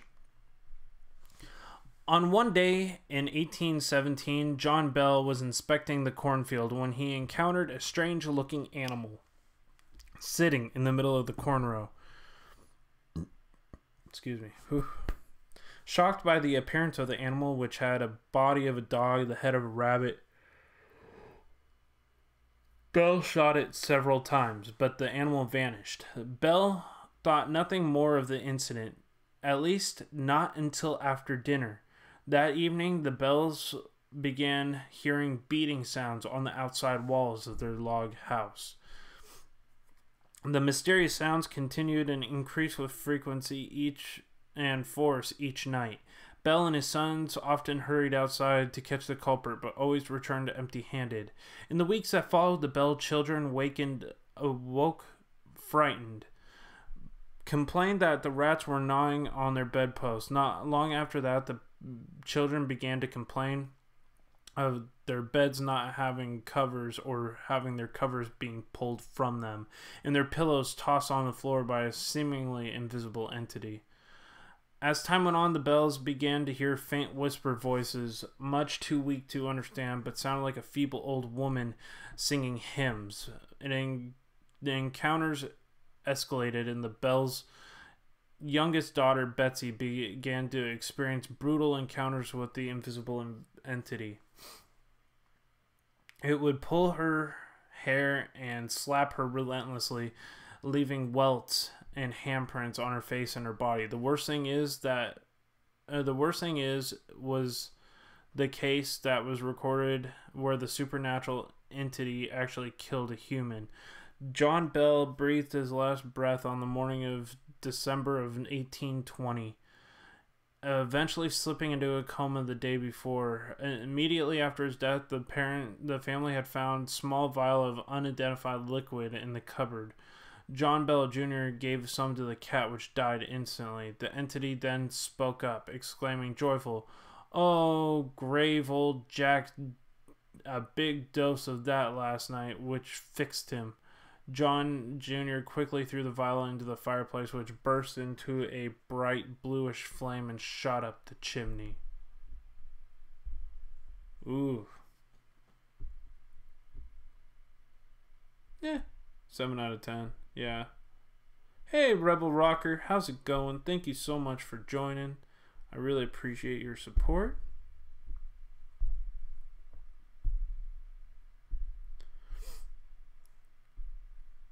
I hope you guys are enjoying these stories so far. I really appreciate the 26 people watching still. Thank you so much.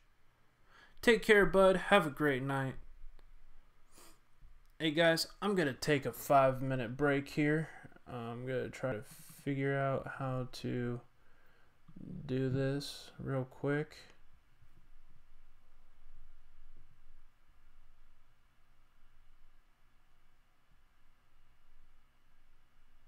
And yeah, definitely not it.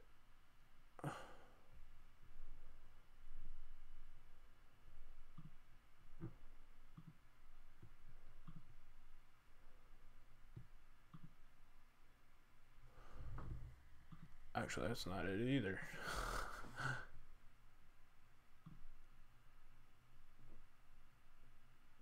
Let's see. Yeah, I think this is it. Let's try this. Yep, that's it. Alright guys, I'll be right back. Yep, time to go for a smoke.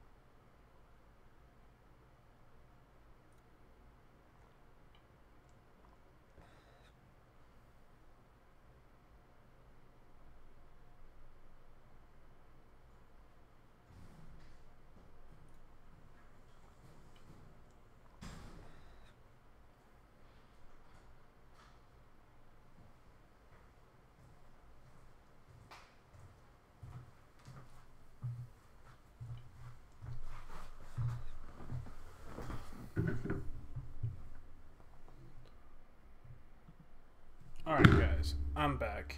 What's going on? Alright. I'm gonna get some water real quick. Alright. Have a good night, Cuddly Kathy. Thank you so much for joining. I'll be right back, guys. I'm gonna get some water.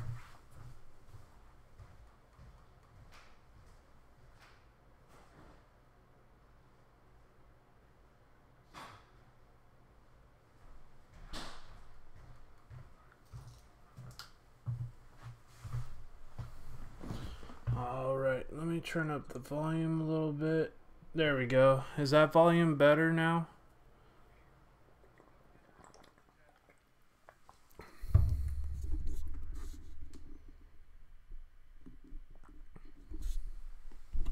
Trying to make sure the volume's good. Sometimes if I play with it, then it becomes too loud and then people start complaining in the chat. So I'm just trying to make sure that not having any issues. Alright, on to the next story.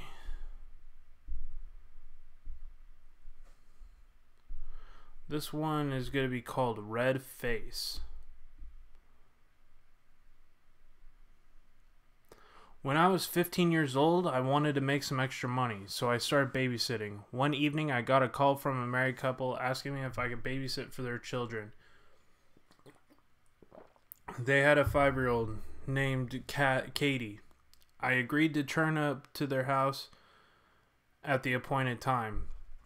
As the parents were getting ready to leave, they told me that their daughter had some imaginary friends, and sometimes at night she would talk to them. Don't let it freak you out, the father chuckled. After they had gone, I made dinner for Katie, and we played some board games. Then I gave her a bath and got her ready for bed. As I tucked in the little girl and kissed her goodnight and went downstairs to do some homework. About an hour later, I heard Katie's voice. I thought she might be calling me when I went up to her room and checked on her. When I opened the door, she was sitting upright in bed talking into the closet. I walked in hesitantly, looking at Katie. I heard her mumbling things, but I could not make out what she was saying. Katie, who are you talking to? The man with the red face. A chill ran down my spine. Is he in your closet? I asked. Yes, he said, the little girl. He makes funny faces at me sometimes. What does he look like? I asked with my voice trembling. He made a face like somebody was choking, and she made a face like somebody was choking and gasping. I slammed the door shut. Then Katie looked up and started to flip out, screaming her head off. Go away, she cried. Get away. Get out. She was looking straight at me. Katie stopped shouting. I said. I tried to calm her down. Who are you talking to? And who are you telling to go away? The woman, she said. What woman? I asked. The woman who always comes, Kate moaned. She doesn't like the man with the red face. Does she have a red face too? No, the little girl said with her eyes grew wild. No, the little girl replied with her eyes that grew wide. She doesn't have a face. Where is this woman? She is in the woods and will haunt my dreams forever. She crawled out of the ceiling like a spider. With what? Katie lay down. After a few moments, she was fast asleep. I was shaking in fear. That night, Kate's parents came home and I was still trembling. They asked if everything was okay. I lied and told them everything was fine. The husband told me he would drive me home. I got home that night. It was very late and exhausted. It was very late and I was exhausted. But I was glad to get away from that house. The next day I took a look into the history of the house and quickly found something that shocked me. Apparently the house had once belonged to a family of 4. The father found out that his wife was cheating on him. When he confronted her about it, she wanted a divorce. The man flew into a rage and went on a murderous rampage, skinning the wife alive and beating his 2 children to death. He came to his senses. He realized what he had done, and he hung himself in the upstairs closet. The red face, red with blood, gasping for air. The woman with no face. It was all too similar. I refused to babysit for them again. A few months later, the family moved away, and the house is now abandoned.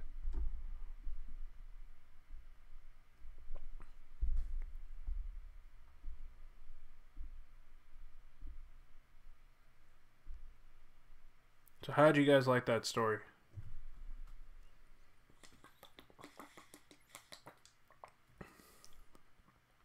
I would never have gone in that house.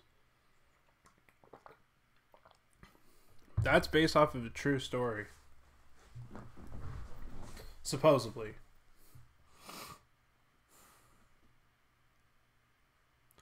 It's pretty creepy.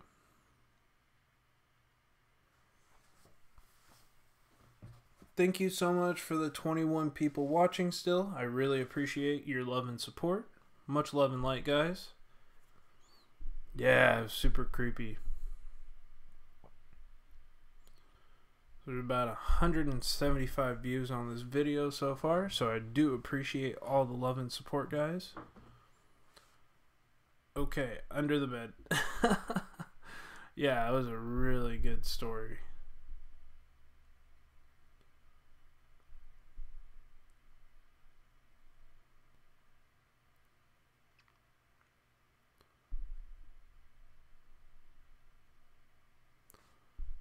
Alright, this one is called The Man in the Attic. It's based off of a true story about the San Urido poltergeist and was featured on an episode of the TV show Paranormal Witness. There was a woman whose name was Jackie. She lived in a bungalow with her 2-year-old son Jamie and her baby daughter Samantha. About a month after she moved in, she began to hear strange noises.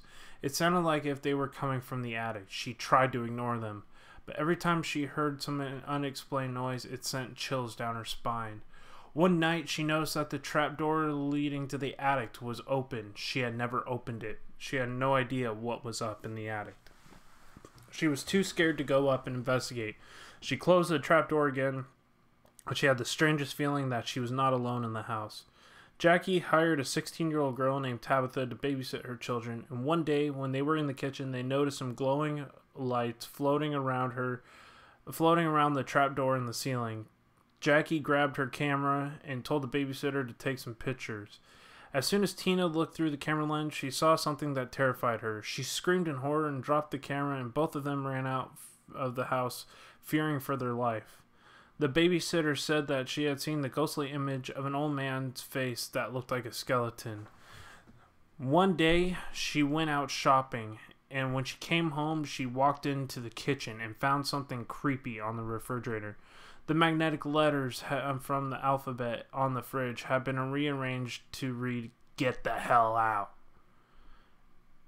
It unnerved her so much that she could not sleep and even spent the night awake watching over her children. In the middle of the night, she heard what sounded like a loud breathing sound. She went down the hallway looking for the source of the noise, but when she opened the door to the spare bedroom, she recoiled in horror. She saw an old man sitting on her son's bed. Jackie was so terrified that she grabbed her kids and ran out of the house. She could not afford to move out of the house and was worried that if she told anybody what was going on, they would probably think she was out of her mind. The next day, she was in the kitchen washing the dishes, and she noticed that her rubber gloves were covered in blood. She pulled off the gloves, but there were no cuts on her hand, and then she looked at the blood pouring out from the kitchen walls. That night, Jackie woke up in the middle of the night feeling like something was holding her down, caught up in something, and she couldn't breathe. She thought she was going to die. Suddenly, it let her go. She started to grab her kids and run out of the house once again. That was the last straw. She couldn't take it anymore. She called a team of paranormal investigators and asked them to find out what was going on in their house. The next evening, the investigators arrived at their house with their equipment. They set up all the cameras all over the house, and Jackie told them all of the supernatural events that she had experienced. All of a sudden, the lights went out. They suspected that whoever or whatever was haunting the house was angry that the investigators were there. When the lights came back on, one of the investigators decided to go up into the attic and take some pictures. He climbed through the trapdoor, and the rest of them waited for him to get back.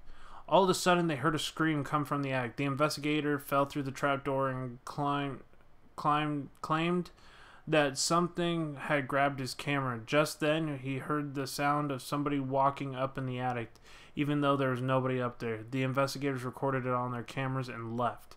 The two investigators decided to go up in the attic with their flashlight and another with the camera. The rest of them waited in the kitchen. All of a sudden, they heard a loud snap. The investigators in the attic started yelling and screaming. When they came down, one of them was choking and grasping for air, had red marks on his throat, and said something had attacked him in the attic. And when they looked at the pictures on the camera, they were horrified to see what they had, by what they had found. One picture of the investigators had an old rope tied around his neck like a noose, and it was like he was being choked. Jackie and the team of investigators ran out of the house screaming. After that, she refused to spend another night in the house. She gathered children and moved out. Since then, their house has been rented to other people. None of them stayed very long. To this day, everybody involved in the case is still haunted by what happened in the attic. And the scariest thing about the story is that it's true. It happened in San Pedro, California in 1989, and the woman's name was Jackie Hernandez.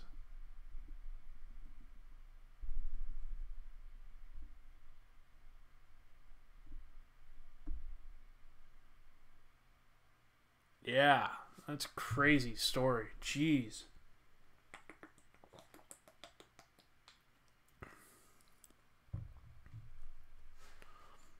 If I saw that happen, that would be pretty unnerving too. I don't know. As a paranormal investigator, I have never come by something quite that evil. I've dealt with some evil spirits before, but having a rope put around my neck would be pretty unnerving. Oh, sorry, you went through a walk in the snow. Oh, that's cool.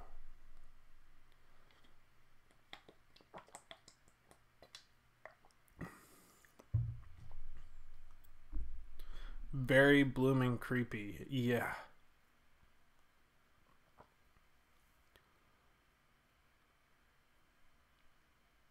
Yeah, tonight's stories are on a roll, guys. This one was pretty good.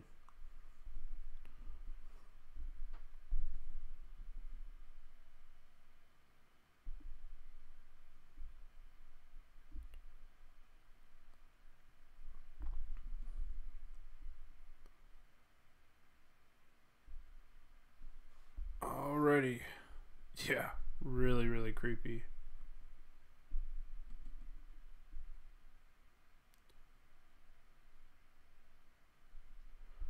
This one is called The Fourth Floor, and it's about a true story about an old house.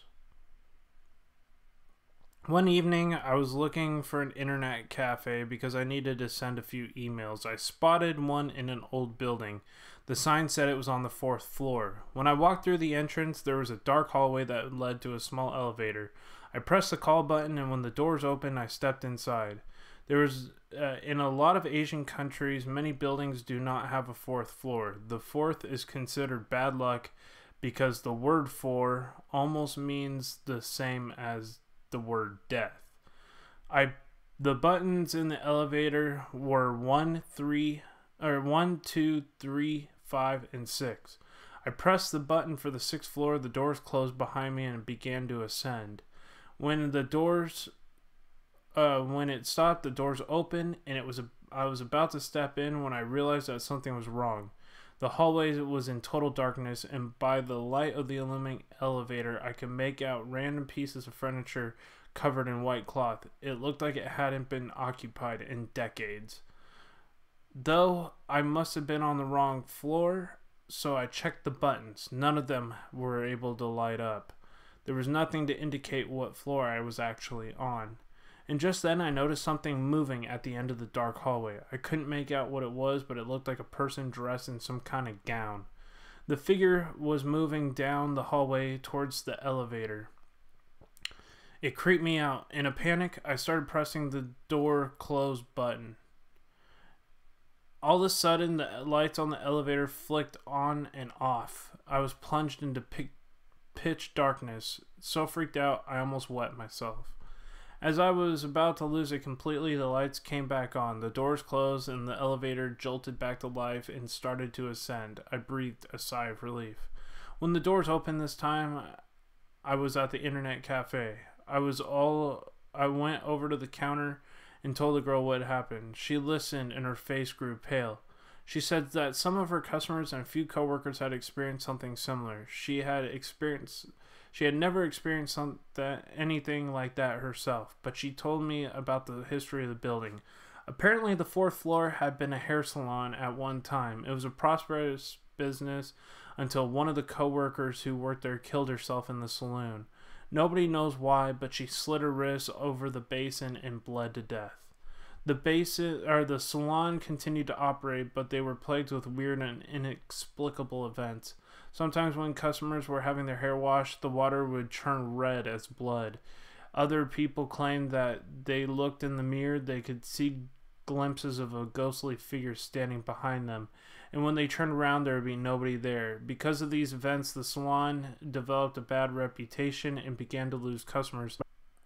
However, when they tried to redo the renovations on the floor, there was a series of mysterious accidents. The workmen's tools would disappear, only to be found in strange places. The mirror would suddenly shatter when nobody was near it. And the workman's hand was crushed by the elevator doors that trying to rent the fourth floor and just shut it down. He had the buttons in the elevator replaced and reprogrammed so nobody could go to the fourth floor. At least that was supposed to happen. For some reason, when it takes people to the fourth floor, hell no. Yeah, these stories are good.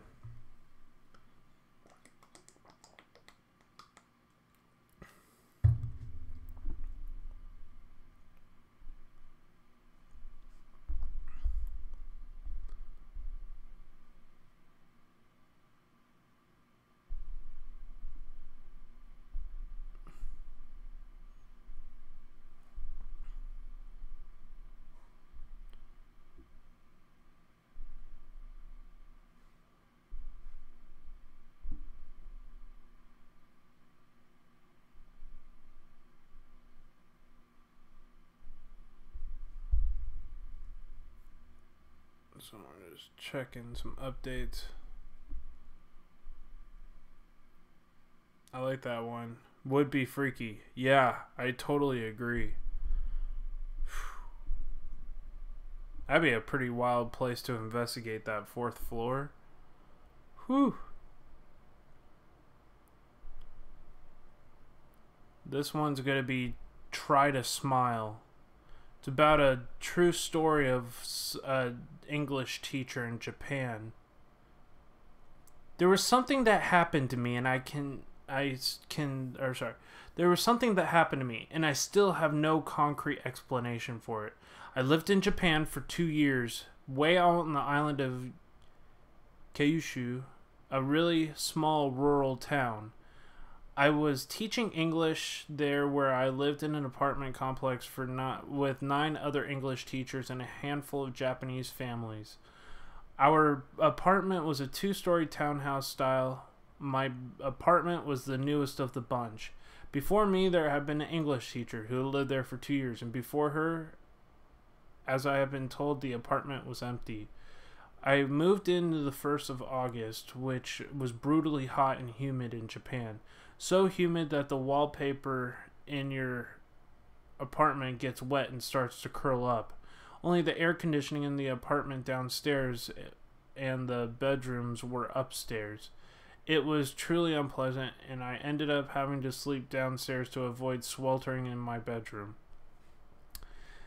That's how everything started. One day when I came home from school to find my back door wide open. The sliding glass door... it was a sliding glass door... It was a sliding glass door, and before I left for school, I had securely bolted it. I had locked the front door as well. At first, maybe somebody had broke in, but nothing had been taken. Nothing was out of place. One of my neighbors came over and looked everywhere with me, but found nothing strange. As the time went by, I thought it was no big deal. Probably just some curious Japanese kids thought it was fun to break in and look through a foreigner's house and see what it was like. That night, I was downstairs and I laid down on my futon to go to sleep. All of a sudden, I heard loud footsteps coming from up the stairs. At first, it sounded like somebody pacing back and forth between the bedrooms. Then it finally stopped. At this point, I was laying on my futon, shaking, holding my breath. I was terrified that whoever broke in earlier managed to hide upstairs in the crawl space. After a minute of silence, I heard an incredibly loud bang, as though something huge and heavy had fallen and hit the floor above me. I ran out of the apartment that night and went to my neighbor's house, convinced that my neighbor should come back with me and search the upstairs, but we found nothing. It continued to happen every night, like clockwork. One night, I was at the local bar with 5 other English teachers.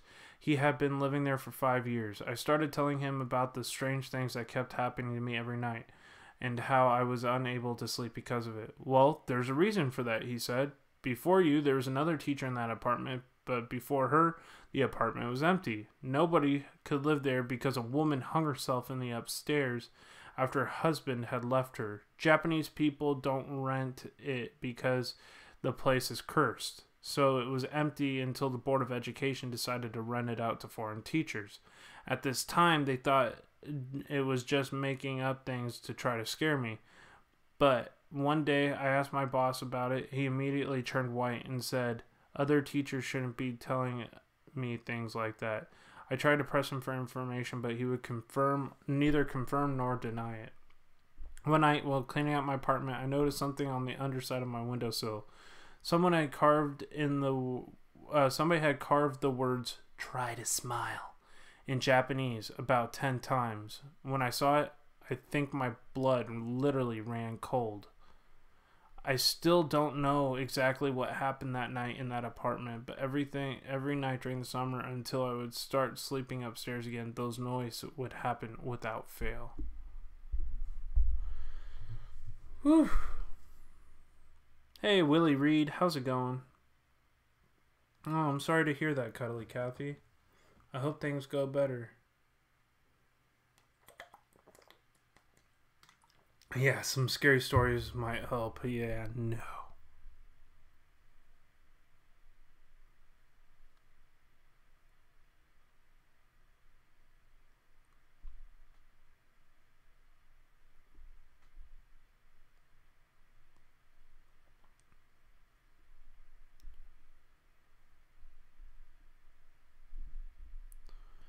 Yeah, it was a pretty creepy story, guys. Thank you so much for the 21 people watching. I really appreciate it, guys.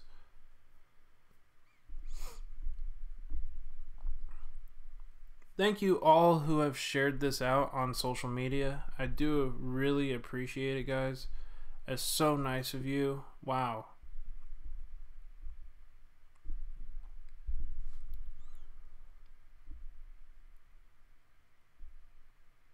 Yeah, you all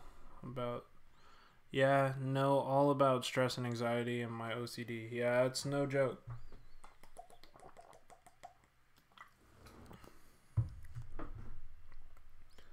Yeah, guys, hit that bell notification if you haven't already. Make sure you're stayed up on current. Hey, TJ, please don't tell people to go check out your video, because that takes people away from my chat. If people want to go check out your channel after this, that's fine. But please, that is one of my biggest pet peeves, TJ, is when people, and I'm not singling you out in particular, I'm just, when people say, hey, go check out my video, that kind of, it's like, dude, come on. We'll definitely check it out. Just say, hey, after this stream, we can do that. Oh, wow. Thank you so much, TJ. I really appreciate that, man.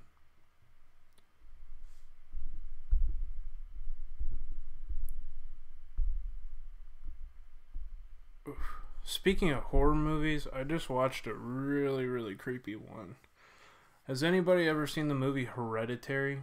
That movie was really, really creepy.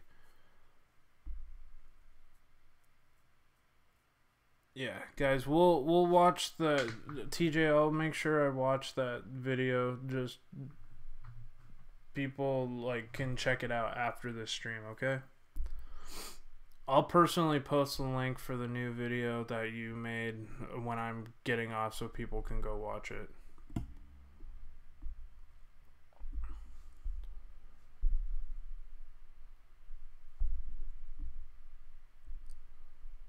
Let's see here.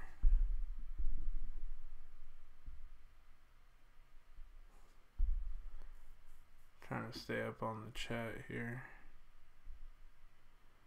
Oh, cool. Psycho Ghost Trackers. TJ shared this out on his community. That's awesome. Yeah, Hereditary was creepy. I was going to make it for you. I have not made it. Oh, TJ, that's awesome, man. Cool. I really appreciate that, brother. Yeah, I'll definitely make sure I go check it out. Just let me know when you post it. I didn't watch it, but I'm going to Google it. Where did you watch it at? I rented it on Amazon. Because I had like a free movie on Amazon. And I kind of wish I didn't watch that movie at like 2 o'clock in the morning. Hey, Ghost Finders TV, what's going on? Thank you so much for joining. I really wish I didn't watch Hereditary at like 1 o'clock in the morning. Because that was a really disturbing, creepy movie.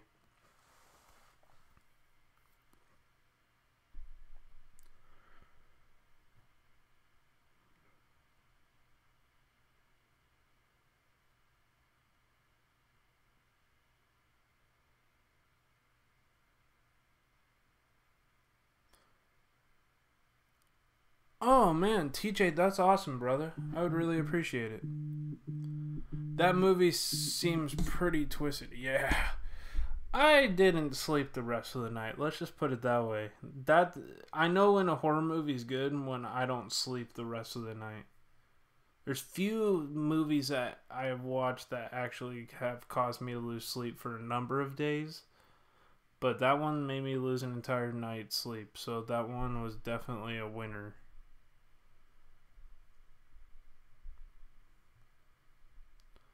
That movie was extremely twisted.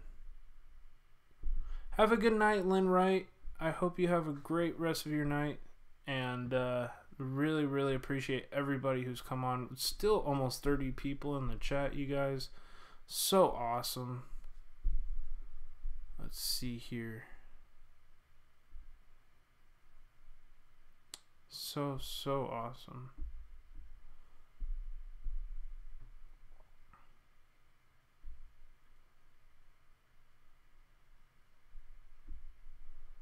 Sorry, I'm just trying to keep up on the chat, you guys.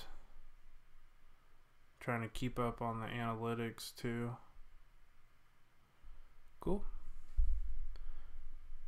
If you guys want to check out that Omen House video, we have both the Omen House video and the photo gallery. If you have not seen it, go subscribe to Presence of the Unknown and go watch those videos tonight after this stream.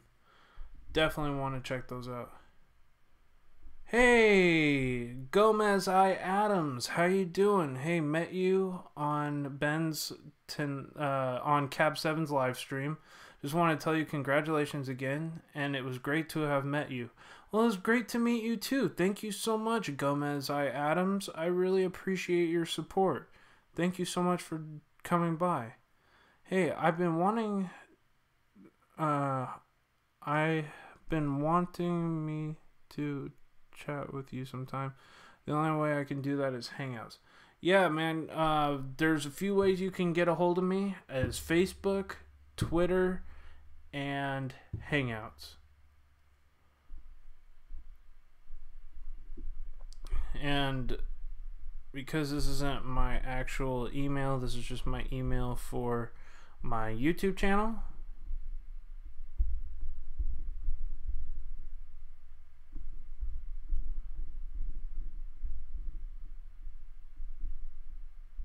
There we go.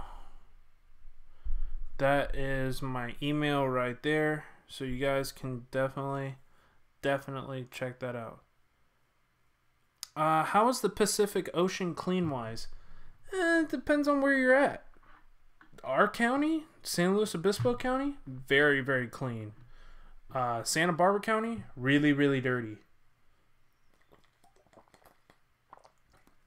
It all depends on if there's rivers that lead into the ocean that can make it extremely dirty.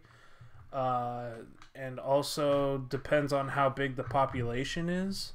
If it's a big population, you're going to have a lot of nasty stuff in that water. So I'm just giving you guys a heads up on that. What's going on, Eric Garcia? The new Chucky looks cool too. Oh, I didn't know they were making a new Chucky. Hey, Michael, I believe in ghosts. How's it going? EV peace, brother. Plus, if you join Patreon, you can message John there too. Oh yeah, if you join my Patreon, you can actually you can actually chat with me privately on there. So that's another way you can do it. Thank you for that suggestion. Sonoma County, very clean. Yeah, Sonoma County is very clean. Sorry, getting lots of emails from a little bit ago. And there we are. 25 people watching. I really appreciate it, guys. Thank you so much for all of your support. So awesome. Alright, let's find another scary story.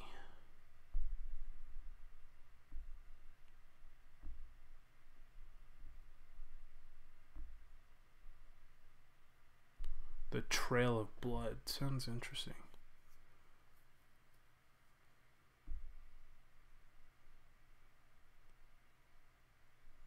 It's kind of... Oh, this is more of a horror. Crazy eyes. Oh my god. They use that meme, really. Trying to find a good one.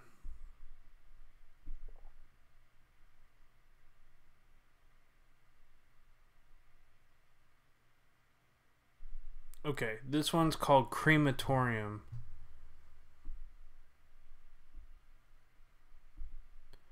Years ago, my uncle owned a funeral home. I got a summer job working part-time in the crematorium.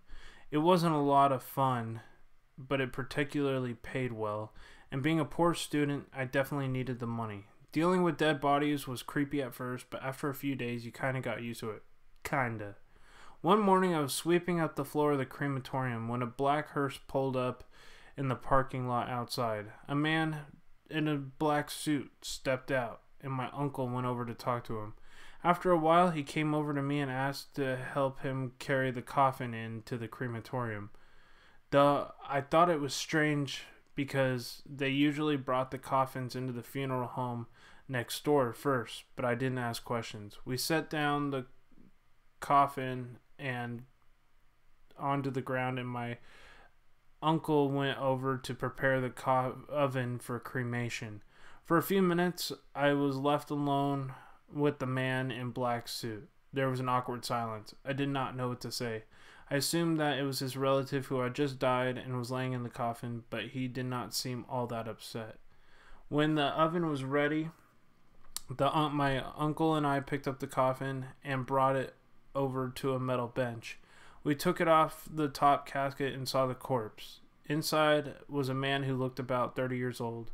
Usually dead bodies were very pale, but this one looked very pink in the face. My uncle stoked the fire and pressed the button, and the conveyor belt started. The coffin moved slowly into the oven, but when it was all the way inside, my uncle closed the door and just stood around waiting. It usually took an hour before everything was burnt and reduced to ashes, but after that, I would have to collect all the ashes and put them into an urn so they could be given to the family. My uncle and the man in black suit was sitting. Man in the black suit went into the funeral home next door. I assumed that they were filling out an unusual paperwork. I left it alone in the crematorium. to continue sweeping up. After 10 minutes, I heard a strange noise coming from the oven. It was a faint knocking sound. At first, I thought it was my imagination, but it grew into a loud banging. I tried to tell myself that the metal was warping from the heat. Bang, bang, bang, bang. It was an unmistakable sound of somebody frantically banging on something, desperately trying to get out. A chill went down my spine, and a brush fell from my hands. I was sure that the man inside was still alive. Terrified, I ran to the funeral home, shaking uncontrollably, and told my uncle what I had heard. Leading back to the crematorium, I told him to begin listening. Bang, bang, bang, bang. I don't hear anything, said my uncle. Bang, bang, bang, bang. Me either, said the man in the black suit. I told them, shocked and stunned. Even began to doubt my own sanity. My uncle and the man in black shrugged their shoulders and went back to the funeral home. I stood in the middle of the crematorium, listening intricately. I didn't know how to open up the door safely, and even if I did, I was terrified of what I might find inside. After 10-15 minutes in the furnace, could somebody still be alive? Gradually, the banging sound became weaker and weaker and faded away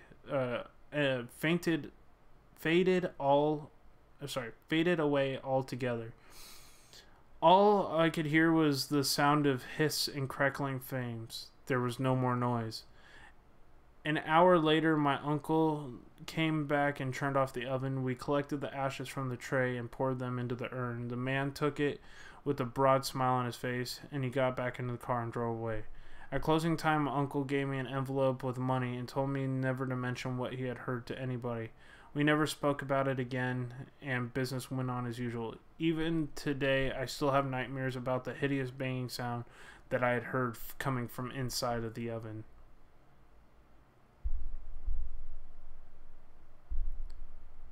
Whew. Yikes. So they pretty much killed somebody. It's basically that moral of that story. They burned somebody alive. Hey, Leah Hyde, how's it going?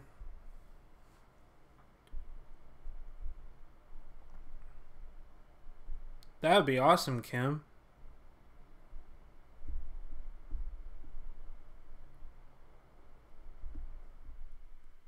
Hey, Short Fry, how's it going? Welcome to the stream. Thank you so much for joining.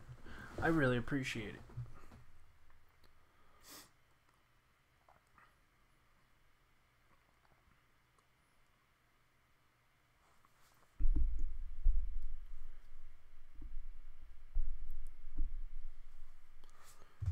So, how do you guys like that story?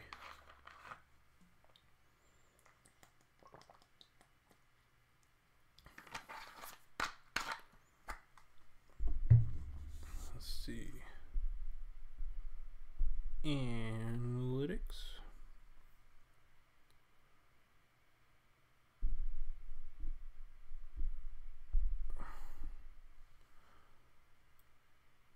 Oh, good. I'm glad you're doing well.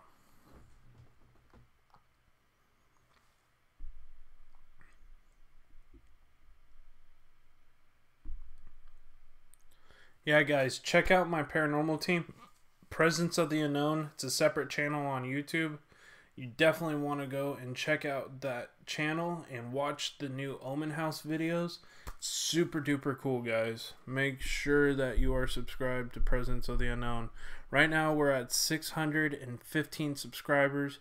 We're trying to get up to 1K on that channel. So definitely make sure you go and check that out. Yeah, that was a creepy one. Alright, let's find out the next story.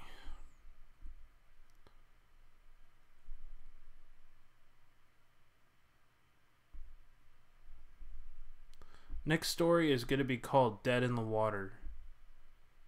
It's a spooky legend about a true ghost story from Hawaii. There was a small village on the island of Hawaii called Aloha. Nobody would ever guess the terrible secret the village holds, following an incidental drowning of a young boy many years ago. Today, the tragedy still haunts the villagers and the children. Back in 1947, a group of kids were playing on the banks of a deep pond outside the village. One boy accidentally tripped over a log and fell into the water with a splash. Whoosh! Before any of the children could react, the boy sank to the beneath the water's shimmering surface. A few moments later, they waited for him to resurface, but there was no sign of him. Horrified, they ran back to the village to get some help. Some local men came as fast as they could and dived into the pond, searching for the boy. They were terrified what they had found. The boy was sitting on a rock at the bottom of the pond, his arms hanging down at his sides, and his body was swaying back and forth in the currents. His eyes were wide and his mouth was hanging open, but he was dead in the water. The eerie sight sent shivers down the spines of the men who dived to save him. They were deeply disturbed, and it was a very unusual way to drown. But it was as the boy had calmly sat down on the rock and waited there to die. They retrieved the corpse and dragged it from the bank to the bank of the pond. Everybody in the village saddened by the tragedy, but after the funeral, they tried to put the strange death behind him. Afterward, bizarre rumors started to spread around the area. In the middle of the night, they would hear unexplained screams and cries from the direction of the pond. At first, they tried to tell themselves that the haunting cries were just caused by the wind and the tall trees. However, as time went by, people started to report strange experiences. Whenever people wanted to go past the pond at night, they would feel something strange reach out and try to grab their feet. Many villagers believed that it was the ghost of the drowned boy who lurked in the dark waters of the pond. They said that he would come to the surface, cold and wet and shivering, his icy hands clutching at unexpected victims and trying to pull them into his watery grave. According to the rumors, he was trapped in this world by accident. It was the only way he could escape, and to find somebody else to take his place at the bottom of the pond. One boy was walking with his father when he passed by the haunted pond. The boy picked up some stones and skipped them across the surface of the water. Suddenly, the boy screamed in terror. Something was holding his leg and dragging him into the pond. The boy clawed at the earth and tried to hold on, but it was no use. Before the father had a chance to grab him, the boy was pulled down into the watery depths. The desperate father jumped into the pond and tried to save his son, but there was no trace of him. Minutes later, he dived deeper and finally located the young boy. He was sitting at the bottom of the pond, same as the other boy, sitting on the rock, with his arms placid at his side. His eyes were open and his mouth was wide, swaying gently to and fro in the current. His father gasped at his son, pulling him to the surface. He made his way to the edge of the pond, dragging his son like a dead weight. Luckily, the father had taken some courses in first aid and brought him to the bank. He was able to perform mouth-to-mouth resuscitation. The man did everything, and finally, when he was about to give up, he saw his son's chest rise and fall, and the son coughed up all the water in his lungs. The boy was alive. After that, his parents warned the villagers to have their children stay away from the pond. A priest was brought in to bless the waters, and the local people felt that would put an end to the haunting. However, particular dark nights when the skies are black as ink, those who live near the pond still claim they hear the boy's terrifying screams. Some say that he will never find peace. Nowadays, nobody dares to venture into the pond, and where every child in the village knows of the story of the drowned boy. No one knows when the ghost will return again.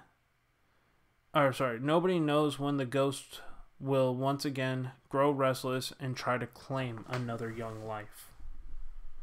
So how do you guys like that story? Hey, Leave It to Lala. How you doing? Thank you so much for joining. I hope you're having a great night so far. Hey, Xeon. How's it going? Thank you so much for joining.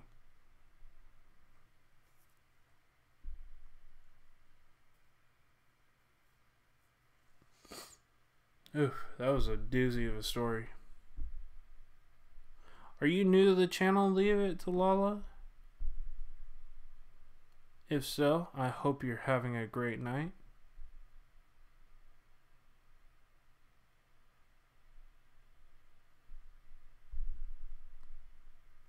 Yeah, it was a good one.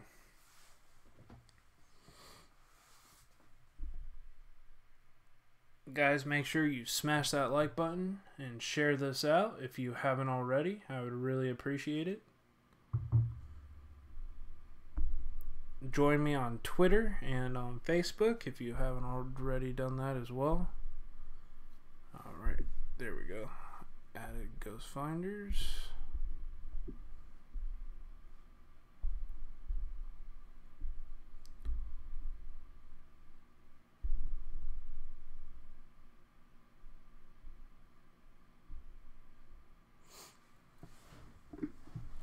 I need to take a break from the stories for a second. I'll just read the chat.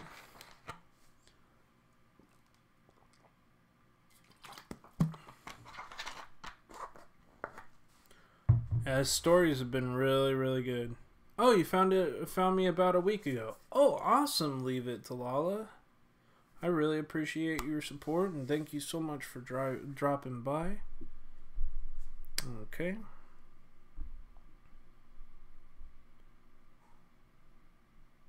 Sounds like you do some instructional videos, some makeup tutorials, different ways of improving your life, and beauty products.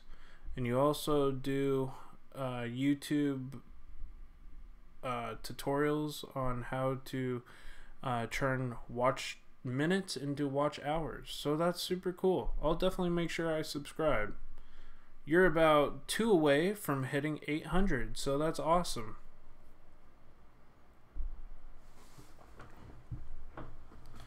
I'll definitely have to check that out. I appreciate everybody being part of your YouTube family. Y'all are my extended family of brothers and sisters. Just wanted everybody to know that. Sorry, brother. I didn't mean to say that right away. I hope you did. Oh, no, TJ. It was just a misunderstanding, brother. Sorry.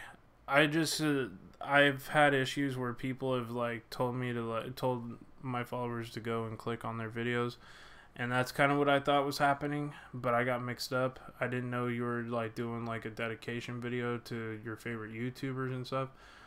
I got mixed up, and it's hard to take what you are actually saying in the chat with any emotion at times, or take it out of. It's easy to take text out of context. And I maybe didn't read it all the way because there was a lot of people chatting at the same time. So I do apologize, man. But yeah, I'll definitely make sure that I check your video out when you post that. Lala, Leave It to Lala just hit 800 subscribers, guys. That's awesome. Congrats on that. Definitely deserve it. Leave It to Lala. I like your banner, but I would try to make it maybe something more personal to you. Maybe add some text, maybe a cartoon of you or a picture of you, and add that to the banner with some text. Kind of make it personalized, artsy, and just a suggestion, and so that people know it's your channel when they look at it. And otherwise, it looks like an amazing channel. It looks really, really cool. Maybe consider also adding to your about page about how you got started here on YouTube, while you started a YouTube channel. I like that you have your subscriber goals. That's really cool. I'm glad that I could help you hit your 800 goal. That is super duper cool. I love helping people hit their achievements. You are so chill and laid back. I don't know how to do that banner. There's different ways you can do it. Photoshop is one. There's many apps that can help you create a banner. One of them being Bazart. One of the ones that I always recommend, Bazaart. It's available on iOS. I'm not as sure if it's available on Android, but there you can type into the Play Store YouTube banner makers, and it should pop up on how to do that.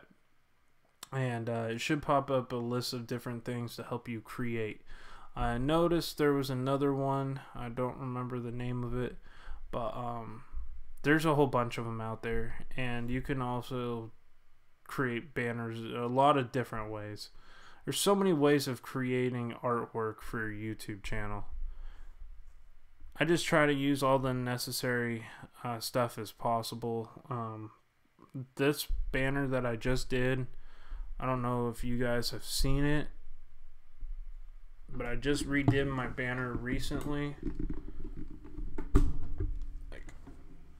I don't know if y'all can see the new banner. Oh, I actually took it off. That's not what you're looking at. But I have the new banner up here.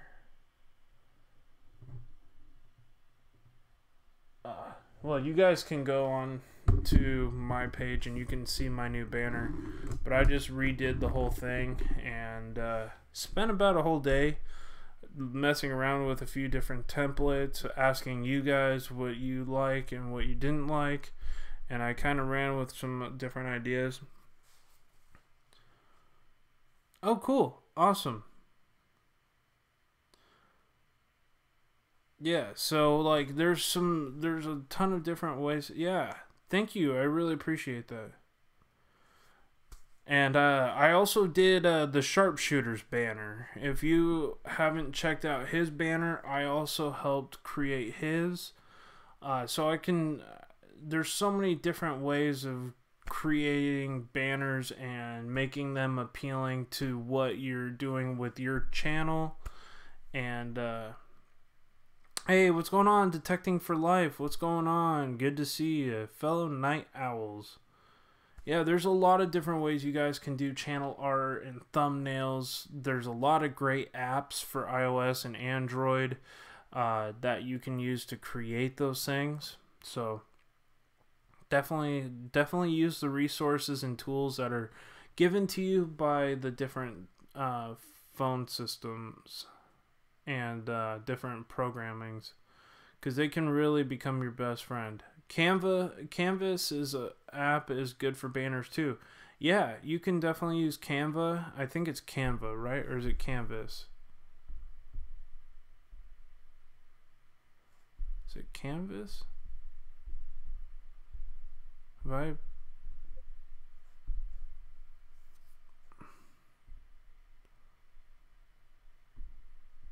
think it's Canva. Yeah, so I think it's this one right here.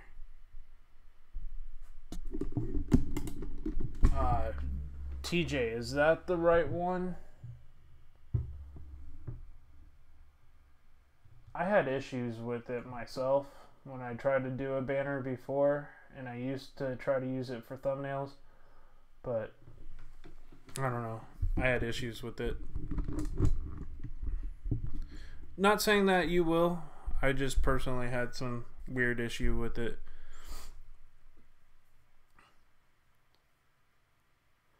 Oh, no problem. That's funny, Kim. But I'm so glad that like I can definitely help you guys create stuff. I can help people in any way I can to help them grow on their YouTube channel. I love to see channel growth, and I love to see people succeed on YouTube and achieve their goals and get to new people and get to share these stories with you every Tuesday and Wednesday night. Tomorrow night at the same time, I will be doing my paranormal call-in show where you can call in and share your scariest paranormal stories. And that's going to be live tomorrow night. So make sure you are here, guys. It is super creepy, super crazy, and a lot of crazy stories that are absolutely true. Hey, what's going on? Good to see you, K-Dog McKee in the Doghouse Report. I want to do something with fries and turtles because of my name. I love turtles, but I don't know how to do it. Well, there's a whole bunch of different ways. Like I said, you can try Canva. You can do Photoshop is another one. Photoshop's a little bit more experienced editors. Photoshop is probably one of the harder things to learn. But there's a ton of resources and YouTube guides on how to create channel art. There's a ton of great apps that you can use. One of my favorites is Bizarre, and I'm not sponsored by these guys. I just really, really like the way I can do these different thumbnails and stuff, guys. Here, I'll show you like one of my thumbnails that I've designed on here.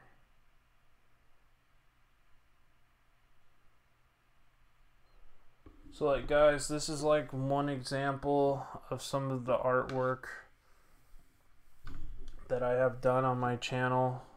I know it's not in black and white. This is actually not in the right color, but yeah, like that's probably not the best example. It looks really good on it looks way better on my phone than it does on there.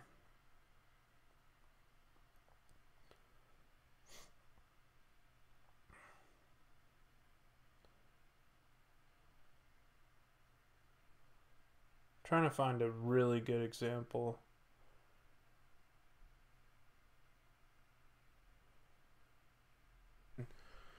I love Photoshop, guys. Photoshop is always my number one.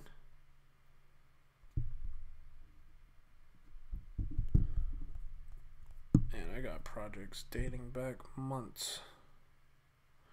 Like this app, like Bizarre, you can cut yourself out using a PNG file, basically. Cut yourself out and add stuff to it. Like I have a creepy hand reaching for the K2 meter. That was for one of my recent videos. But I don't use it for text anymore. There's another app called Text on Photo. And this app is really cool because you can like basically... So like I'll take a picture of me, I'll import it, add text, HSFL Paranormal, and then like I can put it there, I can make it bigger,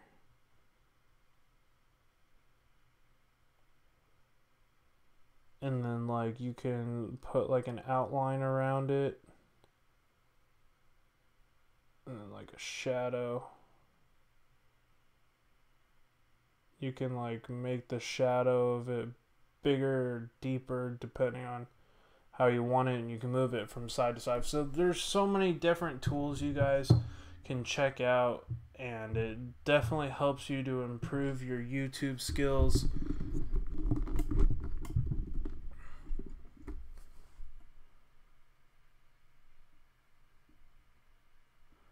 Damn, can't do it on my phone. Let alone a computer. Hey, how's it going? Awesome Epic Adventures. How's it going? Then again, I get bored, and then when I get bored is when I get my most creative.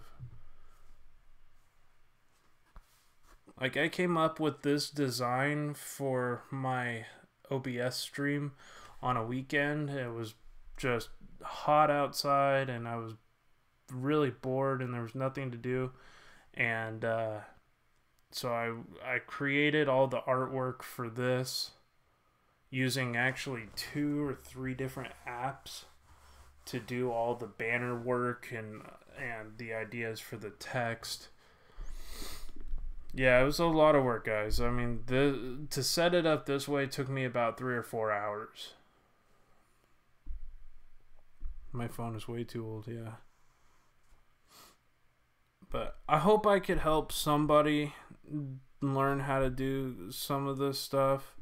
It's a lot of hard work, guys, but it does turn out really good, and the end result is really, really awesome.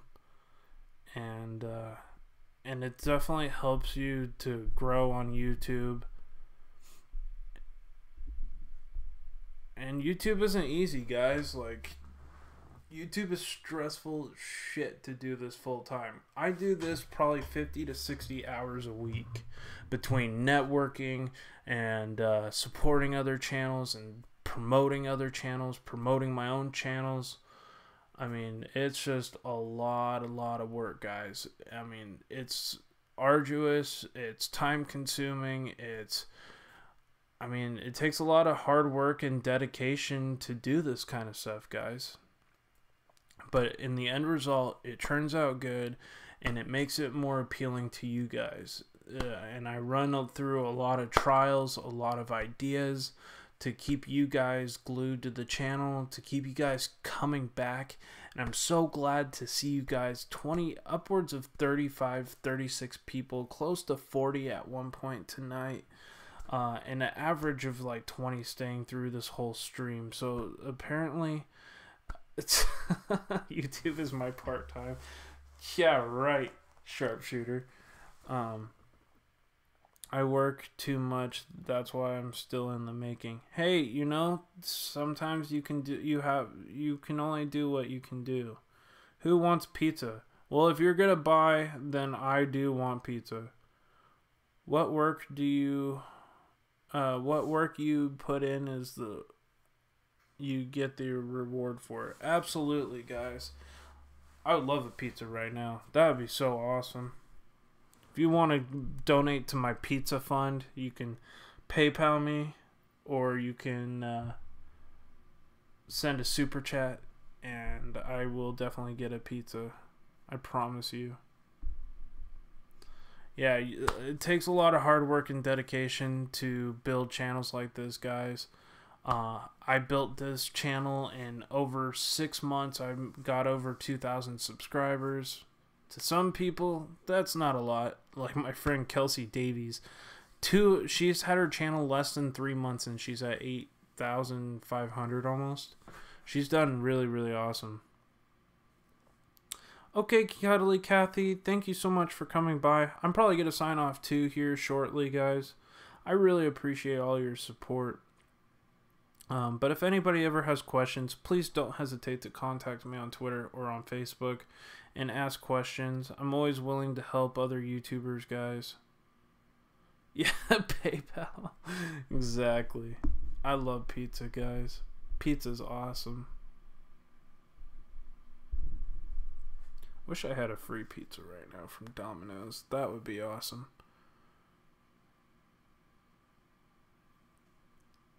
Oh yeah, don't forget the green tea.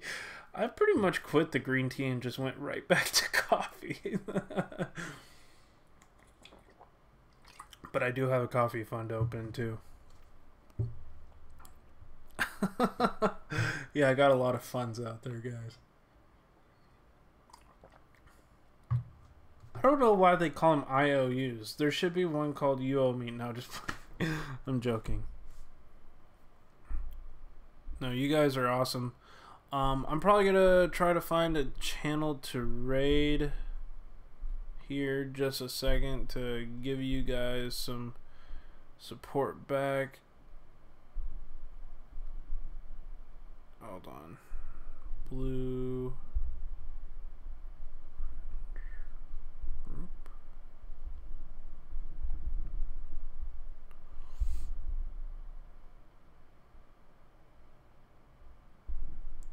Hold on here, just a second.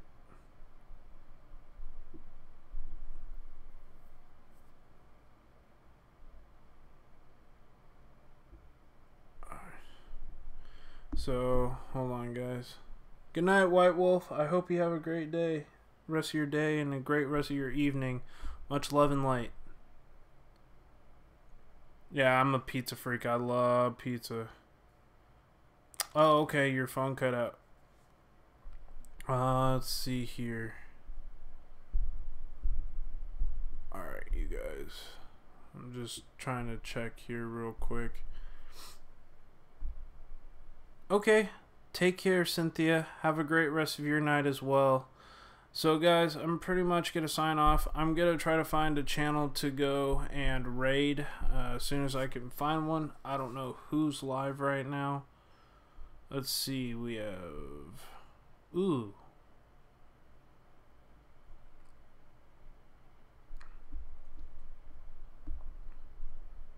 I know who we can go raid.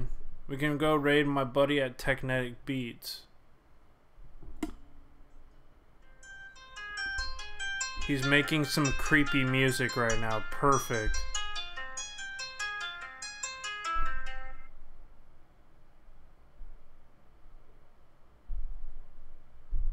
Okay, so I'm gonna go back to my stream. Are you guys broke like me? I just had the most embarrassing moment. Oh my god, sorry, your voice is so annoying. I hate when people talk like that. Oh my god. Yeah, sorry about that, guys. So, let me get back here. Armed up and ready to raid. Alright. There we go, guys. Go click that link. There's a link right there. Let's go raid them. Put in hashtag HSFL raid. Alright, you guys ready?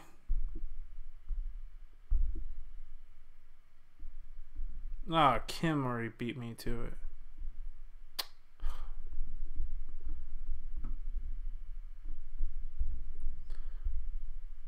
Alrighty, there we go.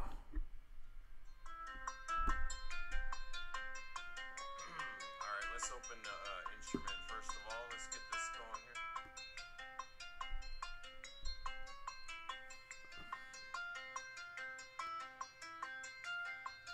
Hey, Mother Nature's in his stream. Hey, Mother Nature. Yeah, guys. I'm not worried about his music playing on mine because he's copyright free. I'm actually hopefully going to start using some of his music in the future. So, hashtag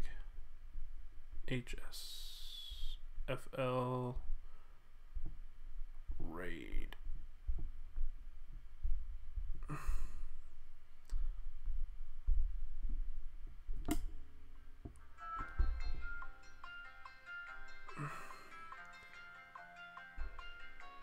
Alright guys, so I'm pretty much gonna sign out here a little bit earlier. I got really tired all of a sudden, but I really do appreciate all the love and support, you guys. Much love and light. Yeah, it's time for me to get ready to go this. Oh my gosh. Yep. Alright, man. Take care, and I love you guys. And remember to always keep it spooky, my friends. Much love and light.